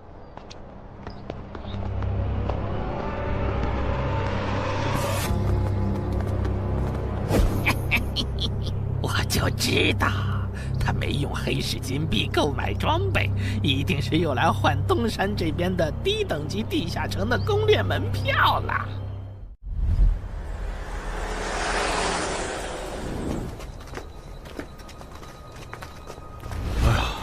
那个，还要走多久啊？啊，快了，入口就在前面。小三，这入口你是怎么发现的？这也太偏了。不是我发现的，是本地的一位驴友发现，然后卖给我的。真的假的？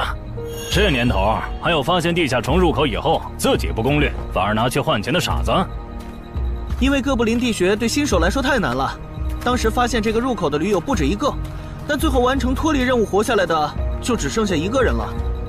人家已经是冒险者了，这地下城在开放期又攻不下来，还不如卖了，换点能用的东西，剩下的钱分给死去同伴的家属，这选择挺合理的呀，不是吗？合理是合理，但我觉得事情应该没那么简单。喂，你这人真是的，咱们都合作好几次了，你还怀疑我？到了，形状、颜色、大小完全一致。没错，这个就是5级的地下城，风险评估过了，可以进。讨厌，这下你放心了吧？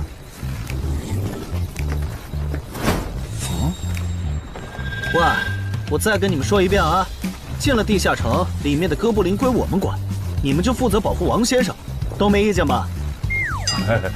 我这200斤肉就交给2位了。脱离任务呢？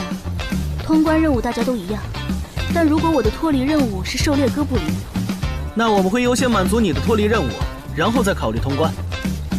这么容易就能拿到通关奖励，那我更没意见了。我也是。你们脱离任务是什么？杀死2只哥布林。哦，我的也是。看来咱们的任务类型都一样，只是数量上有差异。王老板，你放心，脱离任务是按冒险者等级来的，2到3级冒险者得进入地穴，4到5级冒险者要干掉一些哥布林。你是新手，只要找到哥布林地穴就行，很简单的。原来如此，怪不得我和他的任务不一样。哎，大家听我说，考虑到东山市民和咸鱼小姐的工作是保护王老板，所以等下遇到哥布林，优先让给他们完成脱离任务，没问题吧？没问题。那好，咱们出发。只用交手就行了，感觉也不难呐。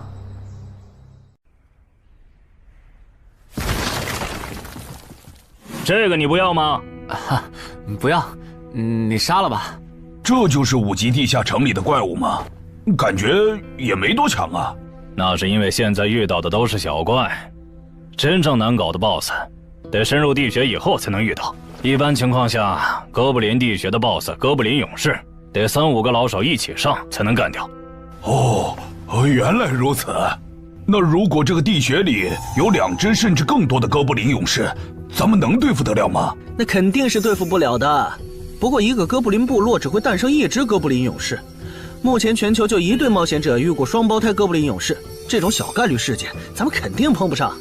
哦，那我就放心了。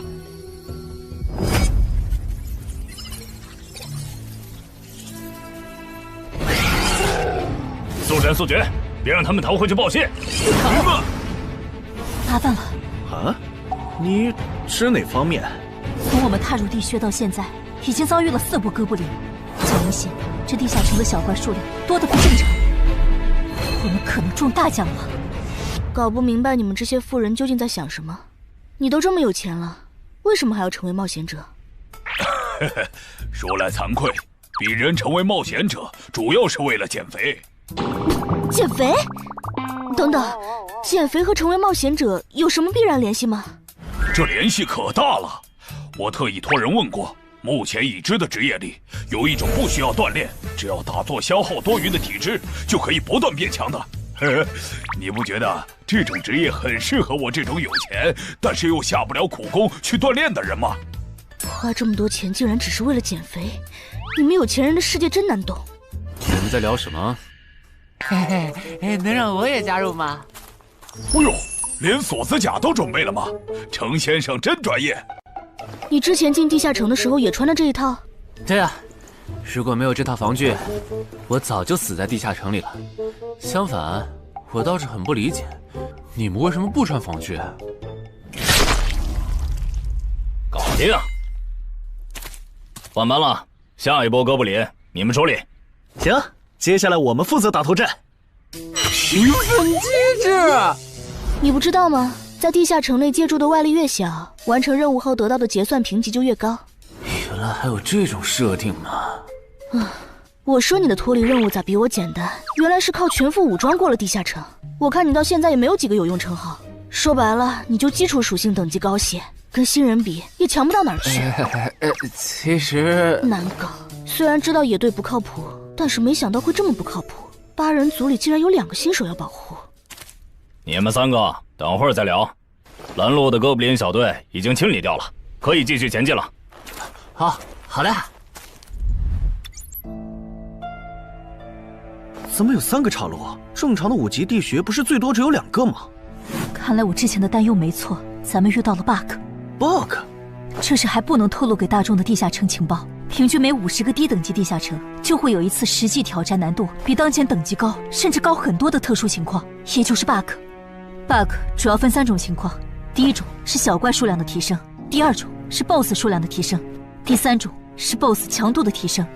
比如我们现在遇到的，按照他这个说法，就很接近第1种。我之前经历的地下城，好像多多少少都有点问题。请问，出现 bug 的地下城，结算奖励会比平时多吗？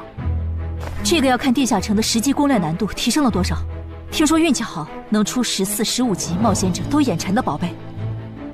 所以，我们如果继续深入，可能会遭遇更多的哥布林。是的。听起来有点危险呢。要不这次就算了，咱们回去吧。反正我也成为冒险者了。不能回。这个地穴的哥布林数量虽然变多了，但 BOSS 的强度没变化呀。我们只要把 BOSS 解决了不就行了？只要速战速决，在大多数哥布林发现我们之前，找到并杀死这个地下城的 BOSS， 其实和正常通关没多大区别。BOSS 的强度没变化，只是你的猜测。要是 BOSS 强度大幅提高，无法快速击杀，等他的援兵一来，咱恐怕就得被困死在这地下城了。所以就要放弃啊？这点风险都不肯担，那还不如尽早转职当后勤算了。这是一点风险？情报不足就去挑战等级比自己高的地下城，简直就是找死！那个，要不这样好了，咱们举手表决，想要继续的留下，想退出的就原路返回。这主意行，2不耽误。来去自如，这你满意了吧？现在开始举手表决，要留下的举手。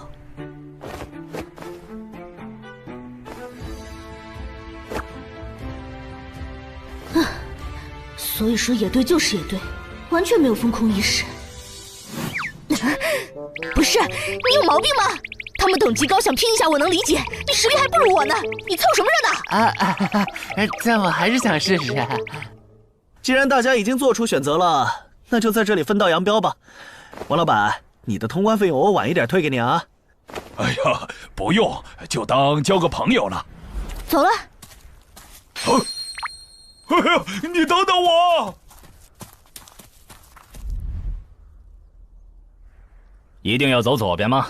我觉得右边更好啊。那就猜拳，谁赢了听谁的。要是平局怎么算？靠谱吗？这两人平局就走中间呗。我怎么感觉上贼船了？石头，剪刀，不！好耶，我赢了！哎呀，早知道出剪刀了呀！可恶！等下 BOSS 出来了，你不用上，你就负责清小怪，别让哥布林打扰我施法。没问题。那个，你为什么那么不看好他们呀？这个地下城真的有那么危险吗？你怎么知道我不看好他们的？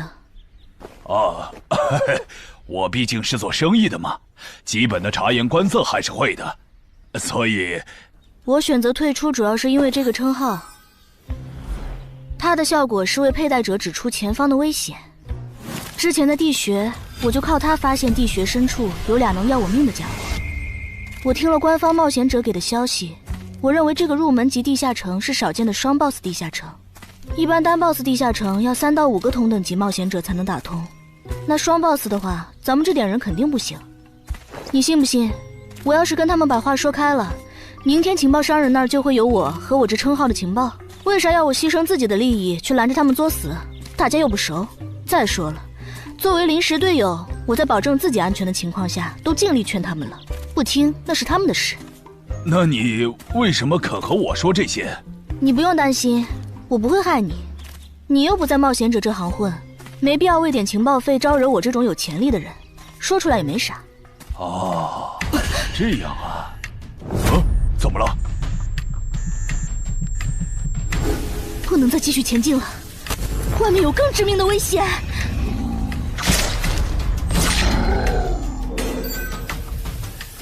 2级速能法术，烈焰爆！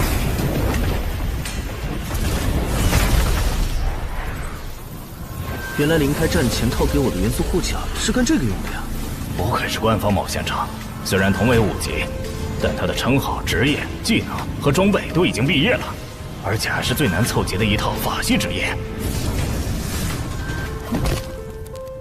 干得漂亮！换班，下一波哥布林你们来处理。好的。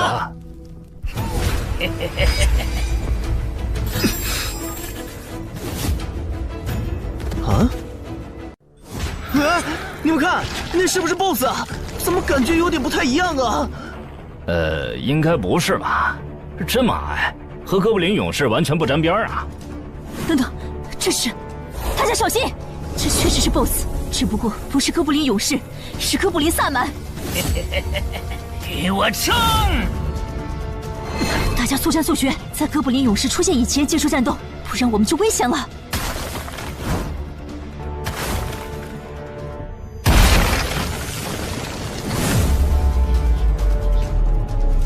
开什么玩笑？哥布林怎么也开始讲战术了？这地下城到底发生了什么？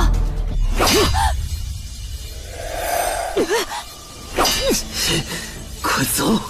我来会会这家伙。林那边好像遇到麻烦了，你们出个人去帮忙。你在开玩笑吗？这么多哥布林，我们哪抽得出人手？快去帮他们呀！这边我一个人能行。可是，走啊！你待在这儿，影响我发挥。我会尽快解决掉哥布林萨满，然后来帮你。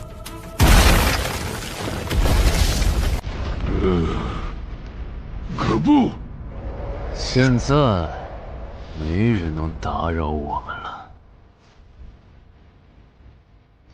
来。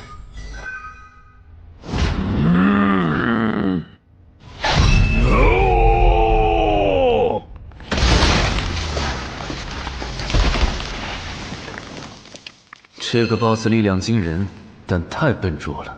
就算不用一步一杀，我应该也能躲过他的大部分攻击。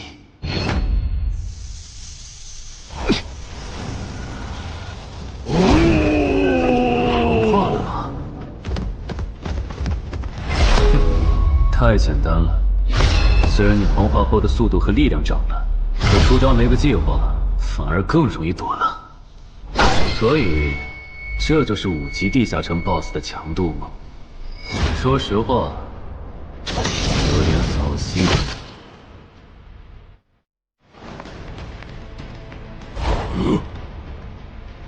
你这种程度，连当我的开胃前菜都不配。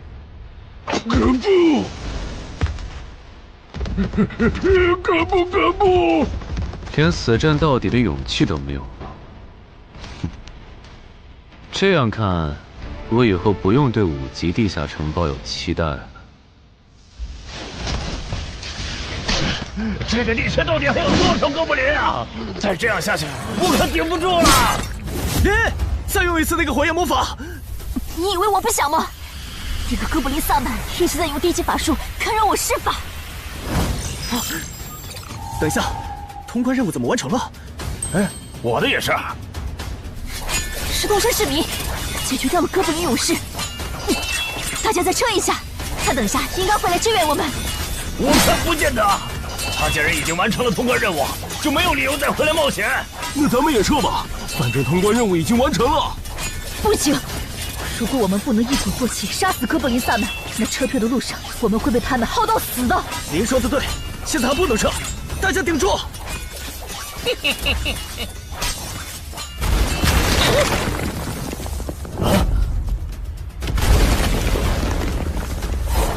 石洞山市民，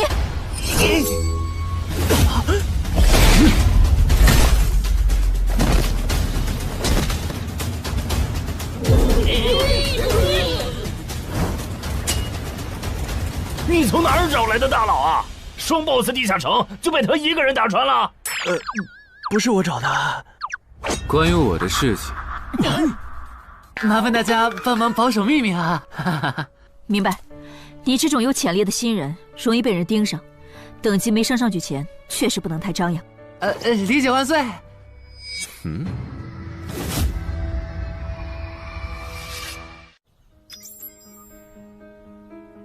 不能出去，外面有更致命的危险。更致命的危险？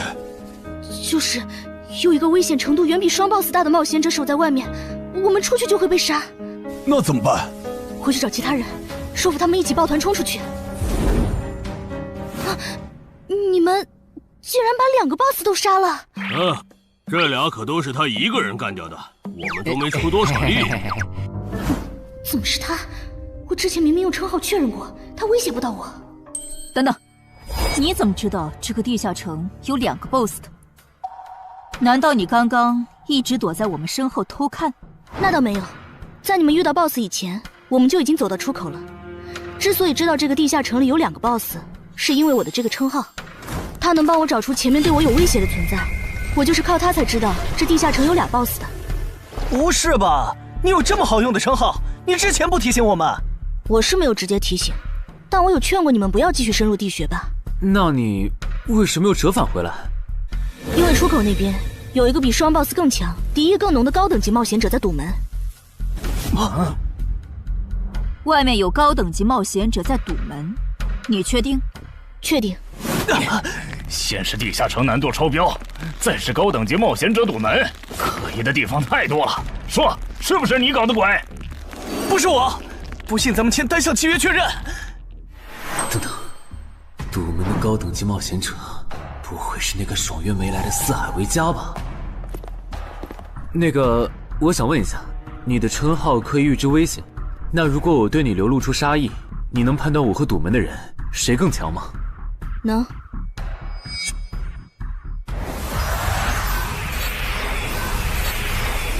现在，我和外面的那个高等级冒险者，谁强？外面的要强一些。明白了。那摆在我们面前的，就只有一条路了。大家先去结算各自的脱离和通关任务，等提升完，咱们就去和出口的堵门者拼命。也只能这样了。早知道买这个地下城会出这么多事，我当时就不该手贱。事已至此，后悔也没用了。再说，咱们这么多人，未必打不过。这都多久了，怎么还没人出来？那个通关坟场的小子不会死里边了吧？你有没有兴趣？不好意思啊，我想再考虑一下。没想到第一次进入地下城，就让你遇到这种事，实在不好意思啊。结算出来了，这次没有掉落史诗级奇物，看来双 BOSS 的地下城难度也远不如坟场了。感觉下一个地下城可以跳过6级，直接尝试7级了。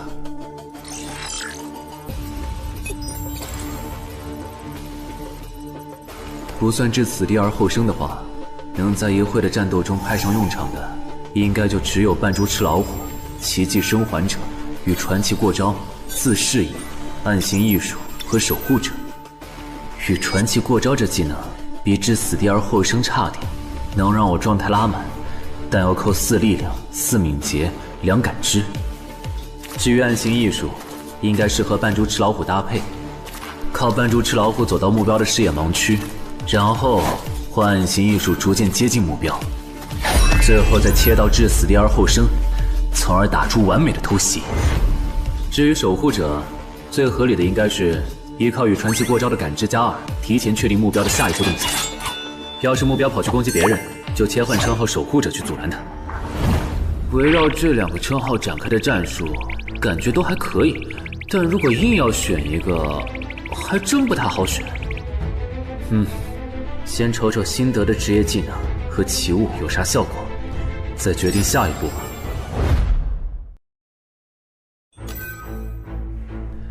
这个向死而生不错呀，就凭它能够提升步伐和身体柔韧性这一点，搭配一步一杀的技能效果，我以后就可以在闪躲的同时攻击敌方要害了。好技能啊！还有这个假死技能，考虑到在现实世界，冒险者死后是不会产生掉落的，我完全可以利用这个技能装死，然后找机会偷袭反杀，兵不厌诈。只要那个堵门的不是脑子有毛病，非得跟尸体较劲，我就能狠狠地阴他一把。当然，这是万不得已的选择。要是可以的话，我肯定想光明正大的赢。哇，这次掉落的东西都很棒啊！骨笛、萨满旗帜和传承之书，以后去地下城就能有个哥布林跟班了。而且这个哥布林的密钥搭配上骨笛，运气好的话，能拉来一只哥布林勇士当打手。保险起见，我就不继续囤升级券了，先把战斗力拉到最高再说。我目前持有的奇物中，等级最高的就是这家伙了。把奇物升级券用在他身上，肯定是最优解。就这样，对传奇亡灵库罗德的头盔使用奇物升级券。只能升到史诗级。那算了，先用装备熔炼炉把这几个用不上的给熔炼了，看能出什么好东西，再决定奇物升级券用在哪儿。不是装备型的奇物不能熔炼吗？那我手里没用的装备，估计也熔不出啥好东西。没办法了，用奇物升级券提升被污染的名剑吧。使用奇物升级券。好酷的剑！头盔和武器确定了，那装备祈愿券就用在防具上吧，正好替换掉我买的锁子甲。厉害！这套铠甲穿起来比我之前用的锁子甲还轻便。东山市民，你那边完事了吗？差不多吧。你们整理完了吗？完事了，再给你们上一轮 buff，就可以出发了。你的装备好酷啊！这些都是你在这个地下那再等我一下，我招个怪物随从。啊！喂，别无视我呀！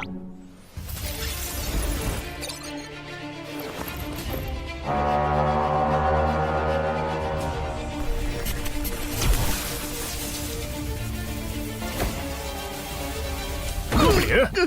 你招个这样的怪物随从，没什么意义吧？这小东西连半个战力都算不上，不帮倒忙就不错了。别急，我还没完事呢。接着，喝了的。不！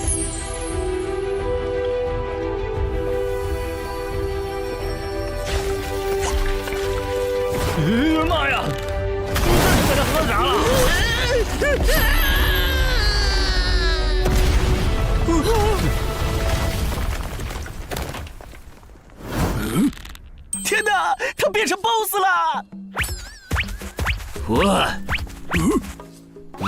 那边有适合你的衣服和兵器，自己拿吧。你的随从不会失控吧？毕竟是 BOSS 级别的哥布林。不知道，不过你可以让他用称号看看这只哥布林对我们有没有敌意。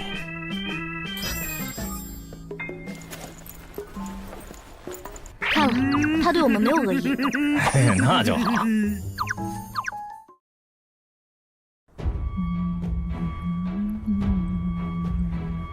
法师护甲以及属性强化，胸之坚韧。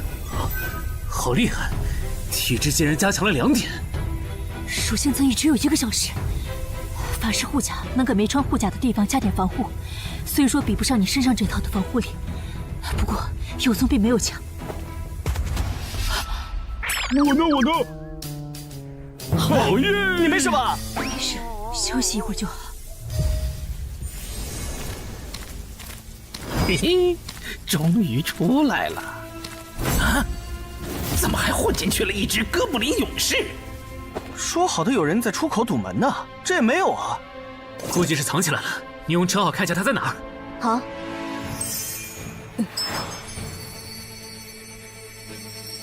啊，找到了，他躲在1点钟方向最粗的那棵树后面。大家小心，他在入口前面放了很多捕兽夹，注意别踩到了。捕兽夹？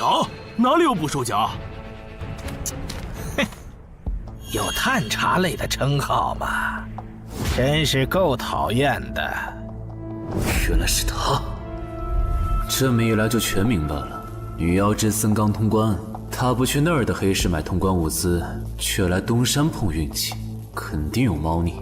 知道我在东山的没几个人，团队领袖跟我签了保密协议，肯定不是他。那个戴眼镜的护士也不太可能，所以是商里。还是徐茂？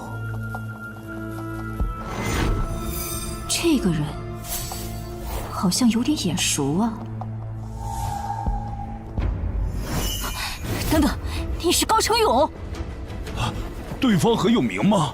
何止有名，他可是明广一带最臭名昭著的通缉犯。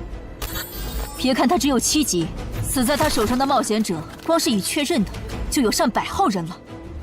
他不光是想抢别人的通关调度，还想刷出针对人类的称号，说不定现在已经刷出过量杀戮人类这个称号了。看来你很了解我吧？是协会的官方冒险者吗？果然，他已经刷出了那个称号。这样吧，我们做个交易，那小子留下，你带其他人走。这条件可以啊。要不咱们别信他！协会的档案里，高成勇有放过目标然后再猎杀的记录。要是你们真的信了他的瞎话，等他干掉陈海，再用追踪手段把你们一个个找出来，你们连还手的机会都没有。没错，虽然他嘴上说放过我们，但对我们的恶意一直没有降低。他在说谎。切，连恶意也能侦测吗？这样好了，既然他的目标是我，那就由我和哥布林勇士主攻。你们看时机牵制，大家都是一根绳上的蚂蚱，这种时候就别心存侥幸了。当然，如果你们中有人实在怕死，那就赶紧滚，别拖我后腿。我们会做好辅助工作的。看不出来你人还挺好的，要是我绝对逼着他们一起上。打你，我们俩足够了。哼。我就知道你们这些走大运拿了 S 级评价的新人，就会自命清高，觉得别人都是你们成长的垫脚石。但现实可不是这样的哟。新人在1到5级时很难搞到成体系的称号、职业、技能和装备。你的武器和铠甲这么豪华，我猜大多是装备吧。不巧哦，我的技能天克你这类新人。可是，迟缓术，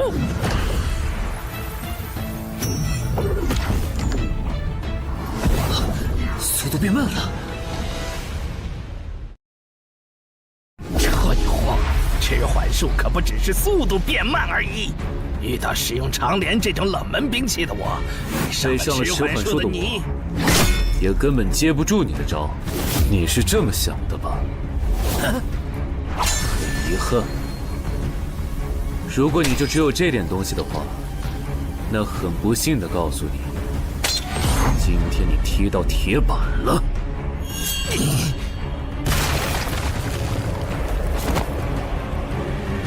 开什么玩笑！我百试百灵的组合技，竟然被他这么简单的破了吗？这真的是只经历了3个地下城的新人该有的水平吗？嘿，那个高成勇也没有你说的那么厉害啊！一上来就被澄海大佬没收武器了，感觉澄海大佬都用不上咱们了。不是高成勇不厉害，是澄海太强了。现在的他，恐怕和明省分部重点培养的那位超新星是一个水平。如果我说我认栽，那把长镰我也不要了，能放我一马吧？换位思考的话，你会吗？说的也是。消失了，那件披风的效果是隐身。唉，一想到超新星要死在我手里，我就感到惭愧呀。如果你没遇到我这样的新人杀手，大概会成为传说级冒险者吧。可惜，今天你就要死在这儿了，是你选择的死战。澄海，小心，那人没走，就在你周围。你这娘们儿！你在看哪儿呢？你不可能！你怎么知道我在这里的？因为我感知20，你的一举一动在我这儿都是明白。蛮感知吗？这个人你来杀。好嘞！老天，真是不公平！我想问一下，散人冒险者如果要加入协会，录入个人信息大概要多久？工作日的话，半天。这么看来，就是云霄市协会泄露消息的。我申请加入东山的官方冒险者协会，不过我前天口头上答应要加入云霄市的，他们还没录入我的个人信息。现在换到东山，程序上合规吗？当然，我代表东山市冒险者协会欢迎你的加入。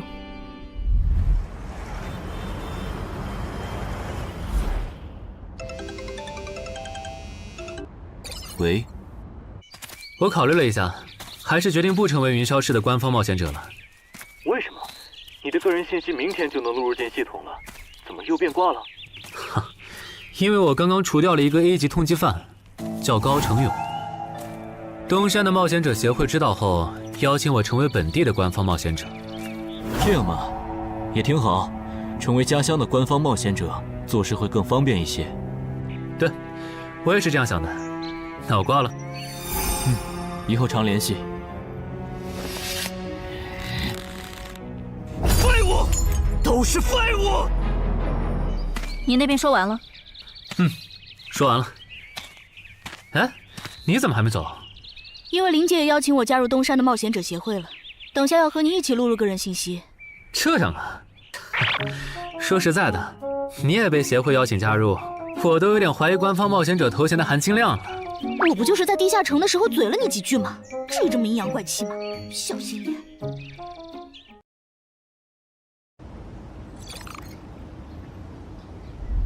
请关闭称号和职业技能，用你自己的力量对着他出拳。好。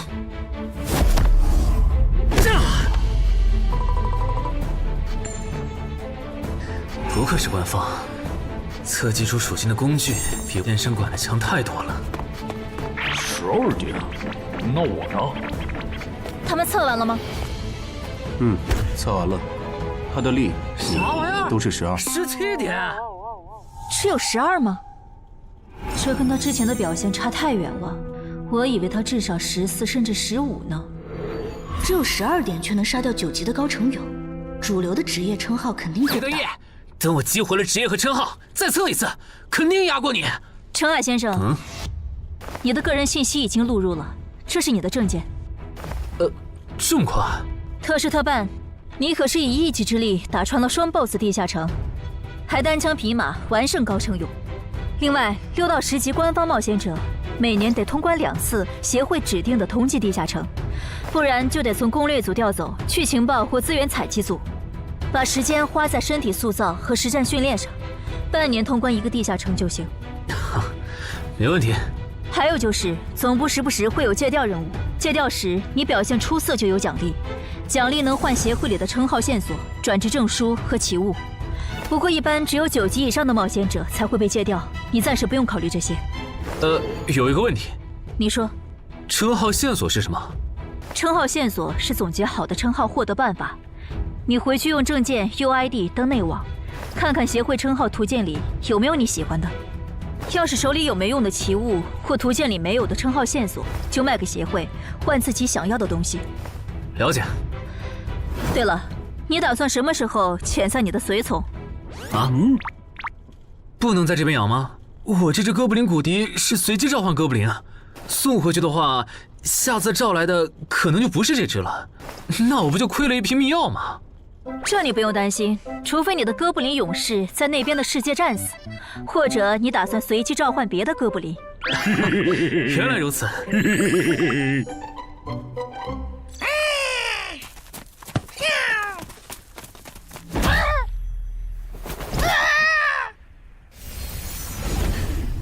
跟我来吧，我带你们去认识一下同事们。好。大佬好，我叫梁家坤，是东山这边的冒险者候补，目前的利米分别是。哎，你别每次见到厉害点的冒险者都跟报菜名似的，把自己的利米数值甩出来啊，这样很得罪人的。哎，有什么关系嘛？我的数值总不可能比澄海大佬的还高吧？不，你的就是比他高。你是东山这边的入口管理者？在东山专家级地下城没打通前，干不了入口管理者的活。好，所以入口管理者另有其人是吧？那他没来是因为在攻略东山这边的专家级地下城？那倒没有，他没来是因为在处理昨天突然涌入东山的通缉犯。据说好像是因为东山市出现了坟场的通关者，那些人都是奔着他来的。这样吗？坟场那个老手坟墓啊，哟，那可是出了名的 bug 级地下城，能产出奇物升级券。啊！你们这样看我干什么？我说错话了吗？你还没意识到吗？意识到什么？那个，我就是坟场的通关者。什么？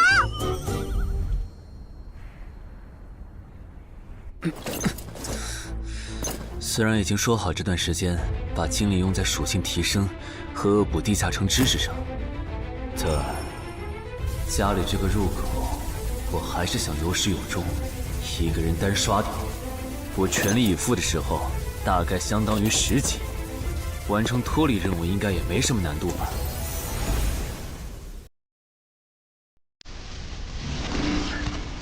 感觉也没怎么变。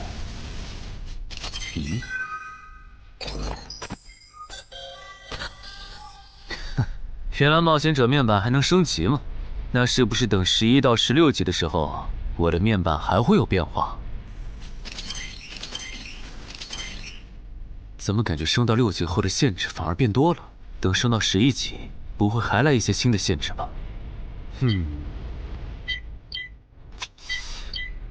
就先这样，搞定。账号弄完了，让我看看这次的脱离任务是什么。脱离任务从单选变成2选1了，这对不打算通关的冒险者来说倒是个好消息。不过，豺狼人，原来这片森林除了鱼人以外，还有别的怪物吗？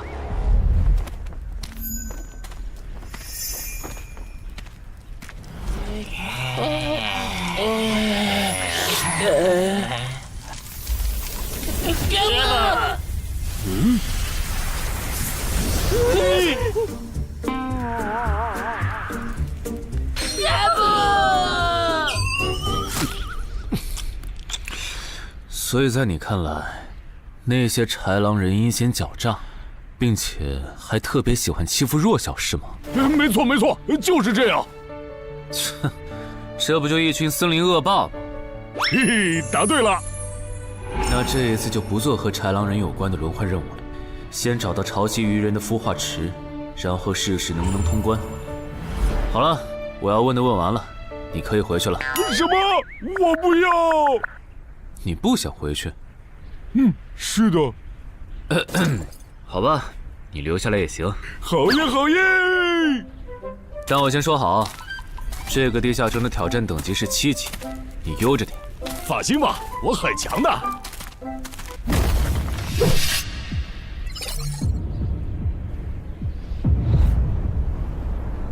结果你还真组了个野队，让人家带你通关。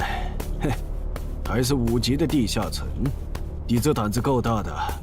嘿嘿，其实还好啦，虽然中间出了一些意外，但也因祸得福，认识了2位很有潜力的冒险者。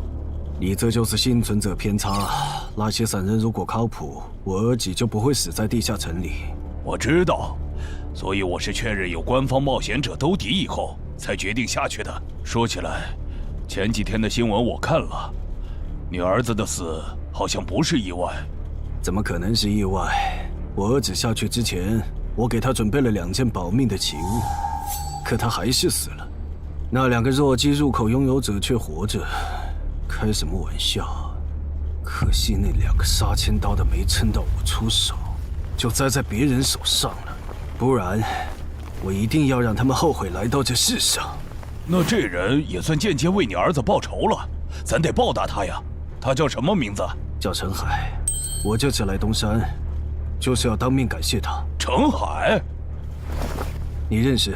我组的临时野队里也有一个姓陈的，可能就是他。什么？科长，都打起精神来！那些豺狼人斥候说不定就藏在附近的灌木丛里，你们这样懒散很危险的。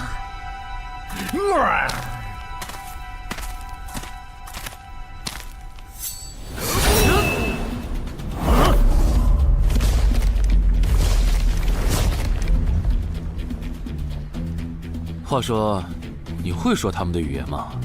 当然，需要我帮忙翻译吗？先不，我有一个能在这种场合上派上用场的奇物，如果它不好用，我再找你。你们的孵化池在哪？告诉我，我可以留你们一。你以为我会出卖我的族群吗？绿皮傻大个的小跟班儿！你以为我会出卖我的族群吗？绿皮傻大个的小跟班儿！有种你们就杀了我！队长死了，别得意，领军大人会为我们报仇的，咕噜。在湖底有一个水下洞穴，穿过洞穴会抵达一个天然的地下洞窟，我们的孵化池就在那里。吞吐，咕噜。这只留他一命，挂树上，之后咱们去找湖。你跑那么远干什么？人类果然都不是好东西。那个冒险者很强。不好，是白战的霍格。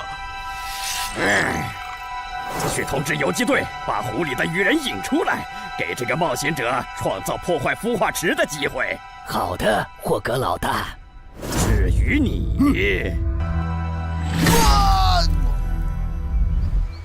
哇，这湖比之前用无人机航拍的时候感觉还大。得先找到水下洞穴，然后游好久才能到孵化池。就这要求，能把99%的冒险者都给淘汰掉。不过好在我有海之炎能水下呼吸，虽然不会游泳，但头盔里有库罗德水下战斗的经验。老大，我不会游泳，我可不可以先回去啊？你不会游泳？行吧，那我先送你回去。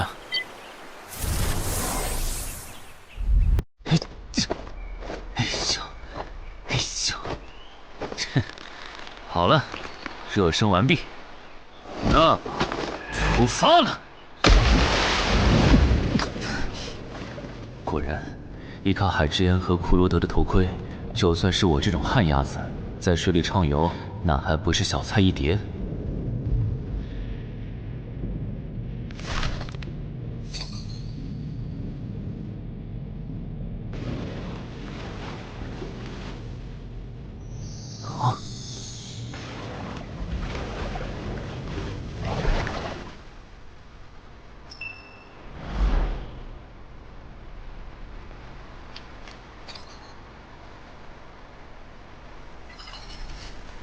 常驻脱离任务完成了，看来这里就是鱼人的孵化池。但是，怎么没看到守卫？算了，不管出于什么原因，现在是通关的最好机会，这一点不会错。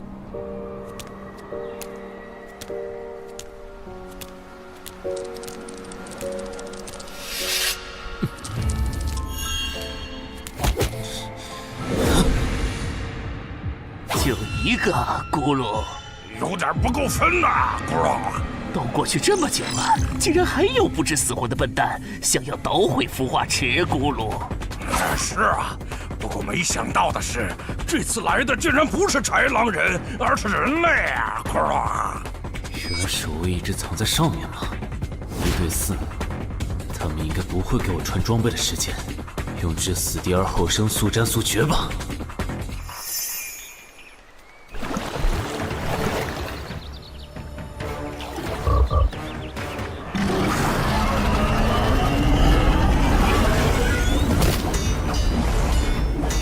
人类闯入孵化池，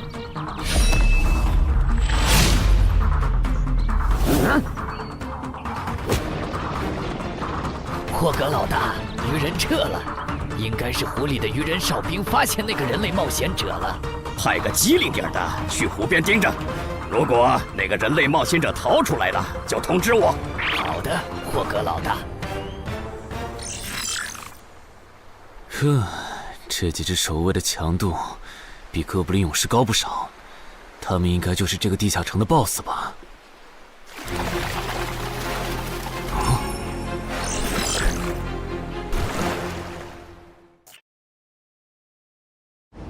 ？6到10级这个阶段的地下城 BOSS， 通常可以划分为团队增益型和个体高战型2类。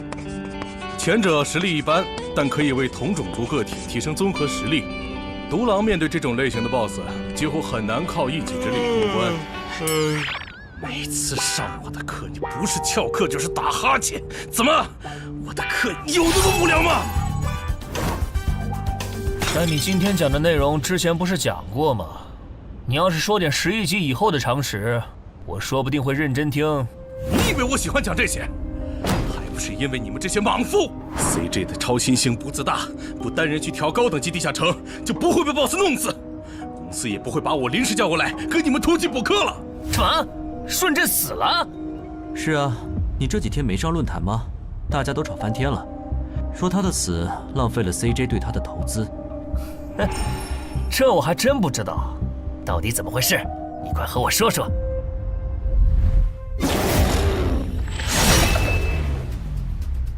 小心，这个人类是极其罕见的高感知个体，偷袭对他没用，大家一起上，咱们耗死他！那个鱼人 BOSS 什么情况？都被我杀了这么多精英鱼人了，他怎么还在旁边观望？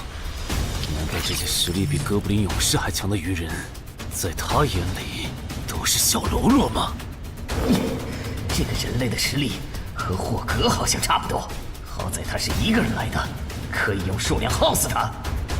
这样的杀戮速度，等精英怪把他体力耗得差不多了，剩下的精英种恐怕也没多少了。到那时，霍格如果察觉到我方兵力空虚的话，恐怕……算了，还是冒一点险吧。终于感到心疼，要亲自出马了吗？奇迹生还者，等这个很久了。领军大人小心，这个人类冒险者和霍格一样强。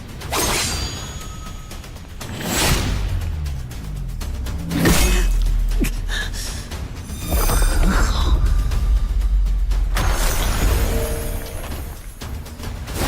领军大管我，他伤得更重，还不擅长水下作战。就算没我帮忙，你们也能轻松杀掉他。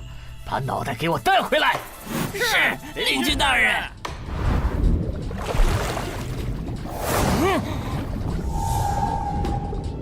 那个人类不是重伤了吗？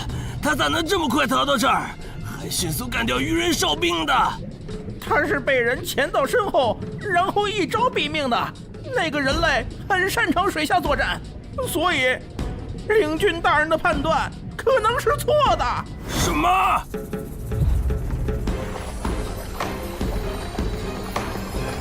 该死，总算活着逃出来了，多亏了这个奇迹生还者呀，不然我就得交代在这儿了。果然和我预想的一样，那个鱼人 BOSS 沉不住气，要是他再稳点，我就会被耗死了。怪不得团长说，独狼到了更高级的地下城会越来越吃力，一挑多肯定没胜算呢。看来我还是得找些厉害的队友了。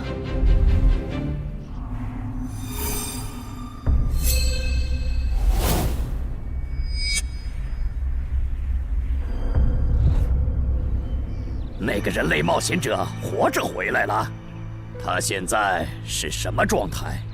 我不敢靠得太近，怕被发现，但可以确定他伤得很重。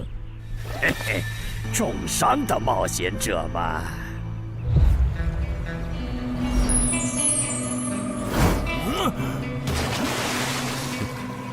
下次再找你们算账。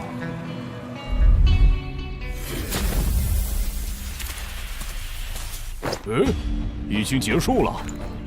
失败了，孵化池里的鱼人太多了，我一个人杀不完。我刚才翻了下你们的传承之书，如果你的战斗累积到一定场次，会升阶为更高等级的百战哥布林。以后你就用这把剑斩杀和你实力差不多的地下城怪物。等你成为了百战哥布林，这剑对你没啥用的时候再还给我。那您用什么？哼，我用这个。啊，对了，你以后得练一下游泳了。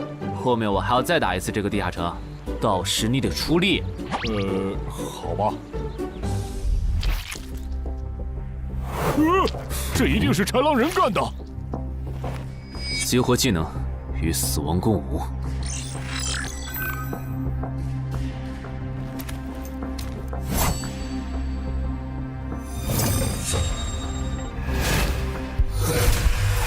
独角破绽，好快！切！豺狼人，还好为了以防万一，把感知拉到20，不然刚才这只豺狼人就得手了。切！这个人类不是受重伤了吗？可他刚才的动作根本就不是重伤之人能做出来的。他不会是在钓鱼吧？他跑了。不一定是逃跑，也可能是在示弱，引诱我们过去。那咱们还追吗？如果追过去的话，感觉很可能会进了他们的包围圈。算了，不追了。等找到足够强的队友，做了充分的准备以后，咱们再回来和他算账。好的。哎呀，没想到6到10级的地下城的难度会比5级的高那么多。下次得提前掌握好情报再去通关，不然风险确实太大了。是任务结算呢。哼，说起来，这一次我虽然没有通关，但宰了那么多鱼人，怎么说也该有个 A 吧。水枪过敏怎么了？不对，你怎么知道我水枪过敏的？还有啊，我是人，你给我一袋动物口粮是什么意思啊？就算他吃不完，这会难吃。什么？他加入东山的冒险者协会了？你给我站住！你当初是怎么信誓旦旦的跟我说他死定了的？连高成勇都栽在他手上了，我能怎么办？听你这意思，我弟弟的仇你是不打算管了呗？哼，也是，你已经靠我爷爷成了云霄市入口管理人，上了岸的你哪能冒着被革职的风险对隔壁市的超新星下黑手呀？我真是看错你了，早知道爷爷当初留下来的资源就该用在周德身上。你干什么？转手我爷爷留下来的遗物啊！我弟弟死了你不帮忙，那我就把你想要的遗物给能给我报仇的外人了。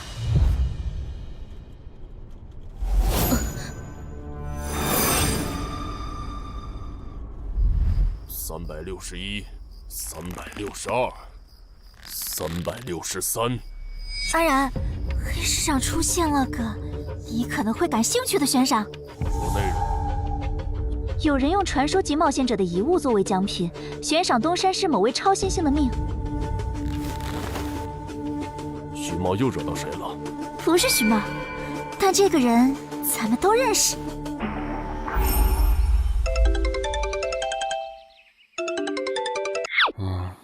啊！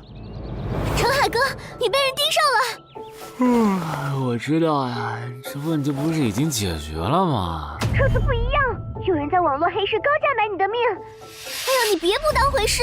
发出这则悬赏的人出价很离谱。我哥说，如果不是你救过我，他说不定也要分一杯羹。具体怎么回事？你再详细说一下。就是我哥他们在网络黑市上看到，还真有你的悬赏。能查出来是谁发的吗？不用查，就从这则悬赏的报酬反推，发出者大概率是已故的传说级冒险者周建明的直系亲属。你怎么和他们结上仇的？他们为了你把遗物都掏出来了。不知道，我都没听过这个人。行吧，那我现在联系老大，让他说服对面撤掉这则悬赏。如果是误会的话，看能不能让老大组个局帮你澄清一下。好的，那拜托了。对了，这几天你就待在协会吧。传说级冒险者的遗物一定会吸引很多人铤而走险。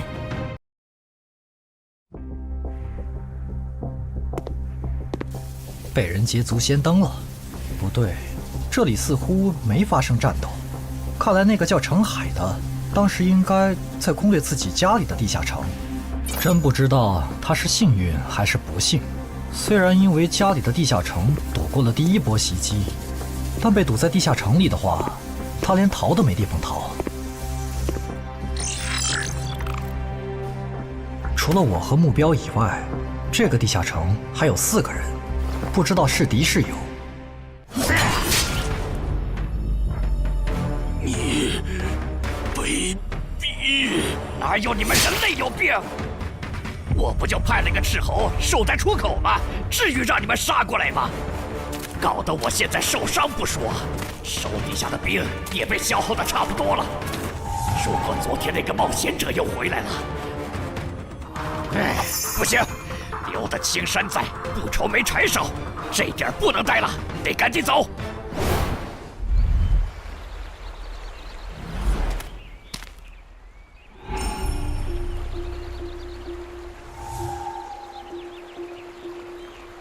3个猎人，也就是说，目标那边顶多只有1个同伴吗？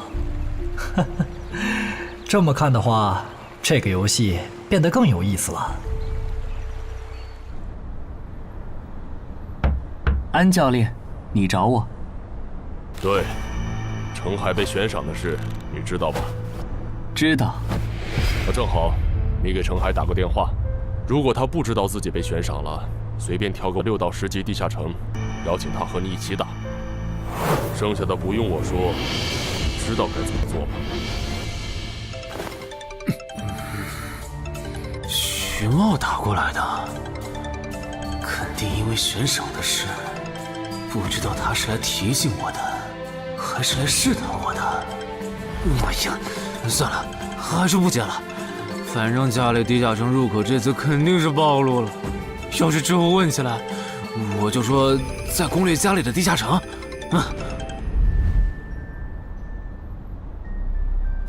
咱们来晚了，那个叫程海的，应该是被前面的人逼进这个地下城里了。我们还进去吗？进。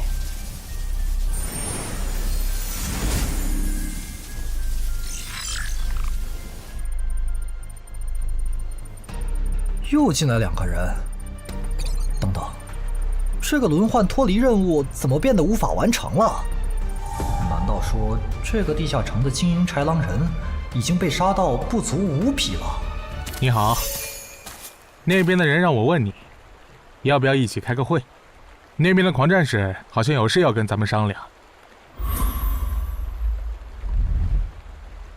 也就是说，你和你的同伴是最先进入这个地下城的，程海不在这里。对。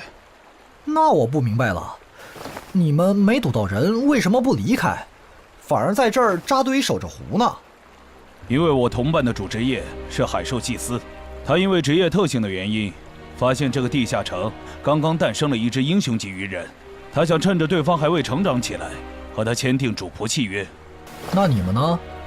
你们为什么不去做轮换脱离任务？因为我们进入地下城用无人机找程海的时候，只发现了守在湖边的他。